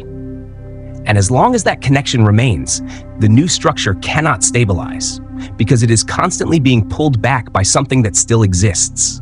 The mind interprets this as uncertainty, but it is not uncertainty. It is division, and division weakens force. This is where the principle of irreversible commitment appears. It is not about intensity, it is about removal, removing the exit, removing the fallback. Not recklessly, not blindly, but consciously, with full awareness of what is being closed and why, because when the mind understands that there is no alternative path, it reorganizes itself differently. Energy that was previously divided becomes unified, attention that was previously scattered becomes directed, and action that was previously hesitant becomes precise, because there is no longer a reason to hesitate. The decision has already been made at a deeper level. Consider how this manifests in simple situations. A person who can leave a situation at any time behaves differently than one who cannot. The one with an exit remains cautious, calculates, protects, and holds back, because leaving is always an option. The one without an exit engages fully, not because they are forced, but because the structure requires it. This is not about external constraints. It is about internal closure. When the door behind you is open, part of your awareness is always directed toward it. When it is closed, everything moves forward. This is the difference between interest and commitment. Interest explores, commitment builds. Interest tries, commitment executes. And the transition between the two is marked by a single act, the removal of retreat.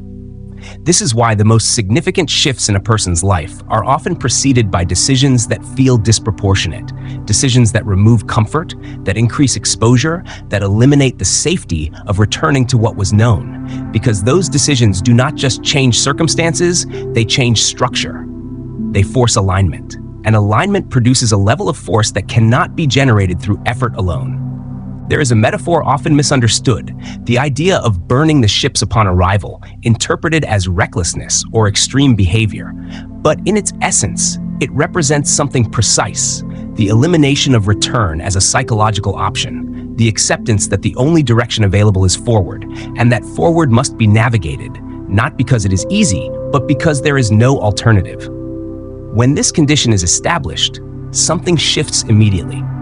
not in the external world, but internally. The mind stops negotiating. It stops asking whether to continue, whether to adjust, whether to abandon, because those questions no longer apply. The only question that remains is how. And this shift from whether to how is where real movement begins. Because as long as whether exists, action remains optional. When whether disappears, action becomes necessary. And necessity generates clarity. This does not mean the path becomes easier. It becomes more direct. Difficulties still appear. Obstacles still exist. Resistance still occurs. But the response to them changes because the option to withdraw is no longer present. And without that option, the mind engages differently. It solves instead of avoids. It adapts instead of retreats. And over time, this creates a continuity of action that builds momentum, not through bursts of motivation, but through the absence of interruption. This is where most underestimate the effect. They believe that success is the result of superior strategy, superior knowledge, superior conditions. But often, the difference lies in something simpler, the absence of retreat. The person who continues without interruption accumulates advantage, not because they are always right, but because they remain in motion long enough for correction, adaptation, and improvement to take effect. The one who stops resets that process repeatedly, and in that reset, progress is lost. This is why the removal of alternatives is not a limitation. It is a focusing mechanism. It reduces noise, it reduces hesitation, and it increases the probability that action will continue long enough to produce results. But there is another layer to this. Irreversible commitment does not only apply to external decisions. It applies to identity. As long as you allow yourself to be the person you were, even occasionally, even partially, the new structure cannot stabilize. You cannot act with full alignment while preserving an identity that contradicts that alignment. The mind does not hold two identities without conflict. It chooses one, and if both are present, it oscillates, creating inconsistency, creating unpredictability, creating a lack of direction that weakens everything. So the question becomes more precise. Not what do you want to achieve, but who are you no longer willing to be? Because that is where the real closure occurs. When a behavior is no longer an option, when a pattern is no longer tolerated, when a version of yourself is no longer available, the system reorganizes. Not instantly, but inevitably, because there is no longer a reference point to return to. This is what makes the change irreversible. Not force, not pressure, but the absence of the previous structure. And from that absence, something new stabilizes. Not as a temporary effort, but as a default state. This is the final transition before execution becomes natural. When action no longer requires constant decision, when direction no longer requires constant reinforcement, when movement continues without interruption because there is nothing inside you that opposes it anymore. At this point, the process becomes quieter, less dramatic, more consistent, because the internal conflict that once created noise has been removed, and what remains is a steady application of force in a single direction over time. And that, more than anything else, is what produces results. Not intensity, not bursts, but continuity without retreat. This is the principle of irreversible commitment. And once it is understood, the path changes. Not because it becomes easier, but because it becomes unavoidable. Chapter 10, The Forging of the Iron Will and the Annihilation of Dispersion. The man who fails at the edge of power is not weak. He is divided. You can possess knowledge, discipline, even moments of clarity, and still collapse at the final threshold, because the last enemy is not ignorance, it is dispersion, the quiet fragmentation of your own force into directions that do not serve the same end. You have learned to silence noise, to detach from the pull of others, to govern emotion, to sacrifice what binds you, and to plant intention into the deeper layers of your being. And yet there remains a final fracture where many fall, not for lack of tools, but for lack of unity in how those tools are held. Observe the ordinary man closely. His energy is not small, it is vast, but it is scattered, like a lake broken into 1,000 leaking channels, each one pulling in a different direction. Each one draining what could have been power into fragments that cancel one another out. One part of him moves toward ambition, another toward resentment, another toward pleasure, another toward fear. And while he believes he is advancing, what truly occurs is internal conflict, a silent war where no side wins because all sides weaken the whole. He has light, but it flickers. He has strength, but it disperses. And because of this, nothing in the external world responds with clarity, not because life resists him, but because he does not present a single direction strong enough to move anything at all. In deeper teachings, power is not measured by effort, but by concentration, by how long a single intention can be held without interruption, without contradiction, without dilution. And this is where the real discipline begins, not in doing more, but in removing what divides. The will, in its true form, is not force, it is focus. To understand this, imagine an army attacking a gate with chaos, thousands of blows striking at random, noise, heat, motion, but no penetration, no result, because force without direction is nothing more than exhaustion. Then imagine the same force condensed, gathered, aligned into a single point, silent, precise, and suddenly what resisted everything begins to yield. There is an old account of a fortress that could not be broken by strength, a gate that resisted fire, pressure, time, and yet it fell, not to more force, but to focused force, to the convergence of scattered energy into a single unbearable point, and what months of effort could not move, minutes of concentration dissolved. The sun had always been there. The difference was the lens, and that lens is what most never become. You stand each day before your own gate, demanding results, demanding change, demanding transformation, and yet the attack you launch is divided, filled with contradictions, filled with hidden hesitations, with desires that cancel one another out. And when nothing moves, it feels as if life is ignoring you, as if the structure is unfair, as if something is missing, when in truth, nothing is missing except alignment. You ask for expansion, but protect comfort. You ask for strength, but preserve weakness. You ask for peace, but feed conflict. And so the system receives no clear instruction, only noise, only fragments, only signals that neutralize one another before they can take form. This is the tragedy of the fragmented mind. It works, it suffers, it tries, and yet nothing changes. Because effort alone does not create movement, only directed effort does. And without that, everything becomes heat without fire, motion without result. The correction does not come from pushing harder. It comes from excluding everything that does not belong. This is where the idea of will has been misunderstood.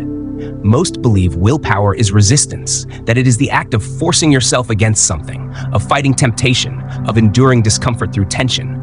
But this is a crude version of control, one that often strengthens what it opposes, because attention itself feeds the thing it tries to destroy. True will is colder.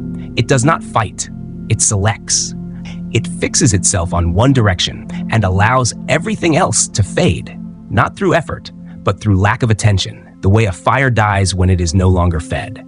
The sovereign mind does not argue with distraction, does not negotiate with fear, does not attempt to overpower weakness. It simply withdraws energy from anything that does not serve the central aim, and in doing so, those competing forces lose their hold.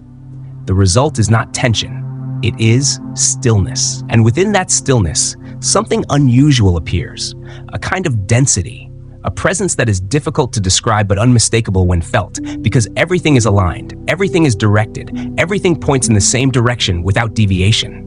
When that happens, action changes, perception changes, results change, not because more was done, but because nothing was wasted. Reaching that state is not accidental. It requires a kind of internal discipline that feels almost harsh, not in action, but in exclusion, in the refusal to entertain anything that divides the focus. And this is where the real challenge emerges, because the mind does not like stillness. It seeks movement, novelty, stimulation, and when you attempt to hold a single point, it reacts.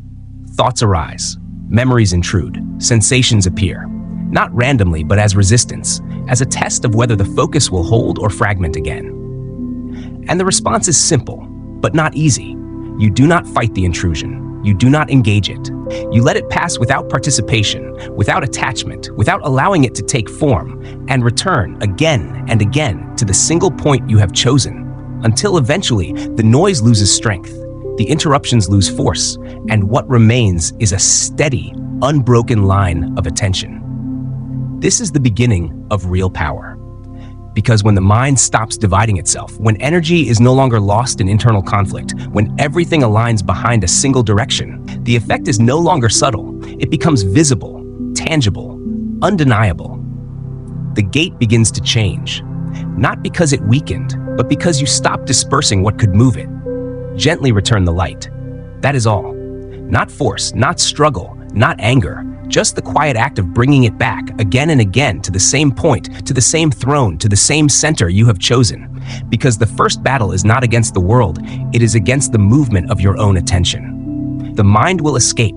It will wander without permission. It will drift toward memory, toward discomfort, toward anything that breaks stillness. And it will do this not once, but dozens of times, hundreds of times. As if it were testing whether you truly intend to hold your ground or if you will surrender as you always have. And so you bring it back, not with violence, but with authority.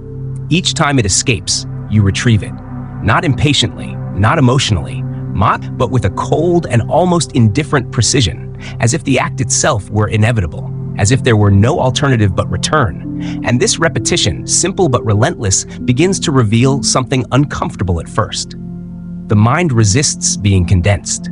It is accustomed to leaking, to scattering, to losing itself in fragments. And when you ask it to remain still, it reacts with pressure.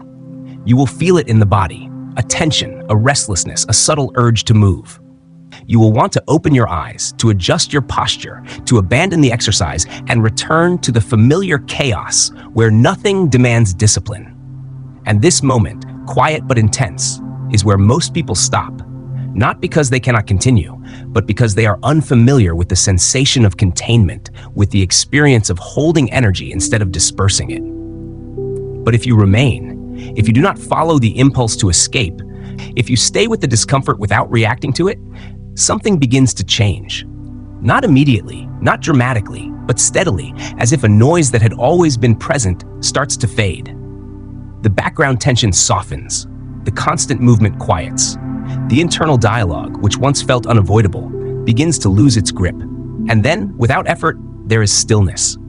Not the forced stillness of suppression, but a natural absence of conflict, where thoughts no longer collide, where attention no longer fractures, where everything that was scattered begins to align without resistance. It is not empty, it is concentrated. It is not passive, it is dense. What remains is singular, a single direction, a single presence. And within that presence, something becomes clear that cannot be explained through effort alone, because the strength you feel does not come from pushing, it comes from not dividing. From the simple fact that nothing inside you is pulling in a different direction anymore. This is the unified ray. At this point, the relationship between you and your mind changes. You are no longer following it, reacting to it, negotiating with it. It becomes an instrument, precise, focused, directed, and what once felt like noise now feels like silence that carries weight. When this state is brought into the external world, the difference is immediate, though not always visible at first. The ordinary person enters a situation with a divided presence, part of them engaged, part of them distracted, part of them uncertain. And because of this, their impact is diluted. Their words carry less force. Their actions carry less clarity. Their presence does not register strongly because it is not unified. But when someone enters with this alignment, with attention that does not waver, with intention that does not fragment, the effect is different. There is no need for exaggeration, no need for display, no need for force, because what is present is already sufficient. The signal is clear. The direction is unmistakable. People feel it before they understand it. Not as intimidation, not as pressure, but as certainty, as something that does not need to prove itself because it is already complete. And in that environment, resistance changes. It softens. It reorganizes. Not because it was defeated, but because it encountered something more coherent than itself. This is why clarity matters more than intensity. A scattered force, no matter how strong, disperses. A focused force, even if quiet, penetrates. And this brings us to the next principle, one that feels counterintuitive at first, but becomes obvious once experienced: the necessity of eliminating alternatives. The divided mind survives on options. It hides in them. It creates multiple paths, not out of strategy, but out of uncertainty, as a way of protecting itself from commitment, from the risk of choosing one direction and excluding the rest. This feels intelligent, it feels safe, it feels flexible. But beneath that flexibility is hesitation. And beneath that hesitation is a lack of conviction that weakens everything. Because when multiple directions are held at once, none of them receive full energy. They compete, they interfere, and the result is the same as before: motion without movement, effort without result. To maintain the unified ray, something must be removed, not added. Alternatives must be reduced, not expanded. Not recklessly, not blindly, but deliberately, by choosing what truly matters and allowing everything else to fall away, even if it appears valuable, even if it appears reasonable, because value without alignment is still distraction. This is where the word no becomes significant, not as rejection, but as selection. Each time you say no to something that does not serve the central direction, you are not losing an opportunity. You are strengthening the focus that will make any opportunity meaningful. Each exclusion sharpens the line. Each decision removes interference. Each refusal brings more of your energy back into a single place. Over time, this changes not only what you do, but how you experience everything. The noise reduces, the urgency fades. The constant sense of being pulled in multiple directions disappears, replaced by something quieter, more stable, more precise. And with that, action becomes simpler. Not easier, but clearer. There is less hesitation, less internal debate, less wasted movement, because the decision has already been made at a deeper level, and everything that follows is simply an extension of that decision. What remains is a kind of steadiness that does not fluctuate with circumstances, because it is not built on them. It is built on alignment, on the absence of contradiction, on the quiet but complete agreement within yourself about where you are going and what you are willing to exclude to get there. And from that point, the external world begins to respond differently. Not instantly, not magically, but consistently. Because when your input is clear, the output has no reason to be confused. When your direction is singular, resistance has fewer places to attach. When your attention is undivided, results begin to reflect that clarity. The gate does not fall because you pushed harder. It yields because you stopped dividing the force that could open it. Feel it clearly. That quiet discomfort, that subtle weakness you have tolerated for years, that tendency to scatter, to hesitate, to divide yourself across things that do not deserve you. Let it rise into awareness without softening it, without excusing it, without disguising it, and allow a clean, precise rejection to take place. Not emotional, not dramatic, but exact, as if something unnecessary were finally being removed from a system that no longer requires it. Clean the surface. Remove the distortion. Let the mind become clear enough to hold a single direction without interference, without contradiction, without the constant pull of secondary impulses that dilute what could have been decisive. A lens does not become powerful by adding more light, but by removing what prevents the light from converging. Now choose. Not multiple paths, not layered ambitions, not a collection of desires that compete for space, but one, only one. The objective that stands above the rest. Not because it is easy, but because it carries weight. Because it aligns with something deeper than preference, something that does not shift when circumstances change.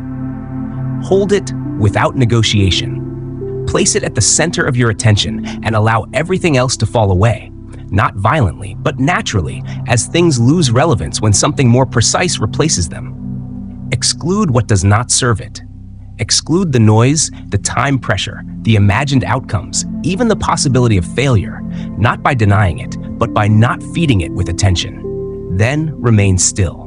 Do not push. Do not force. Just hold the direction, the same way a lens holds light, without trembling, without adjusting every second, without searching for confirmation, and watch what begins to happen. Not instantly, not dramatically, but subtly at first. As if the structure around you starts to respond to something it can finally read clearly.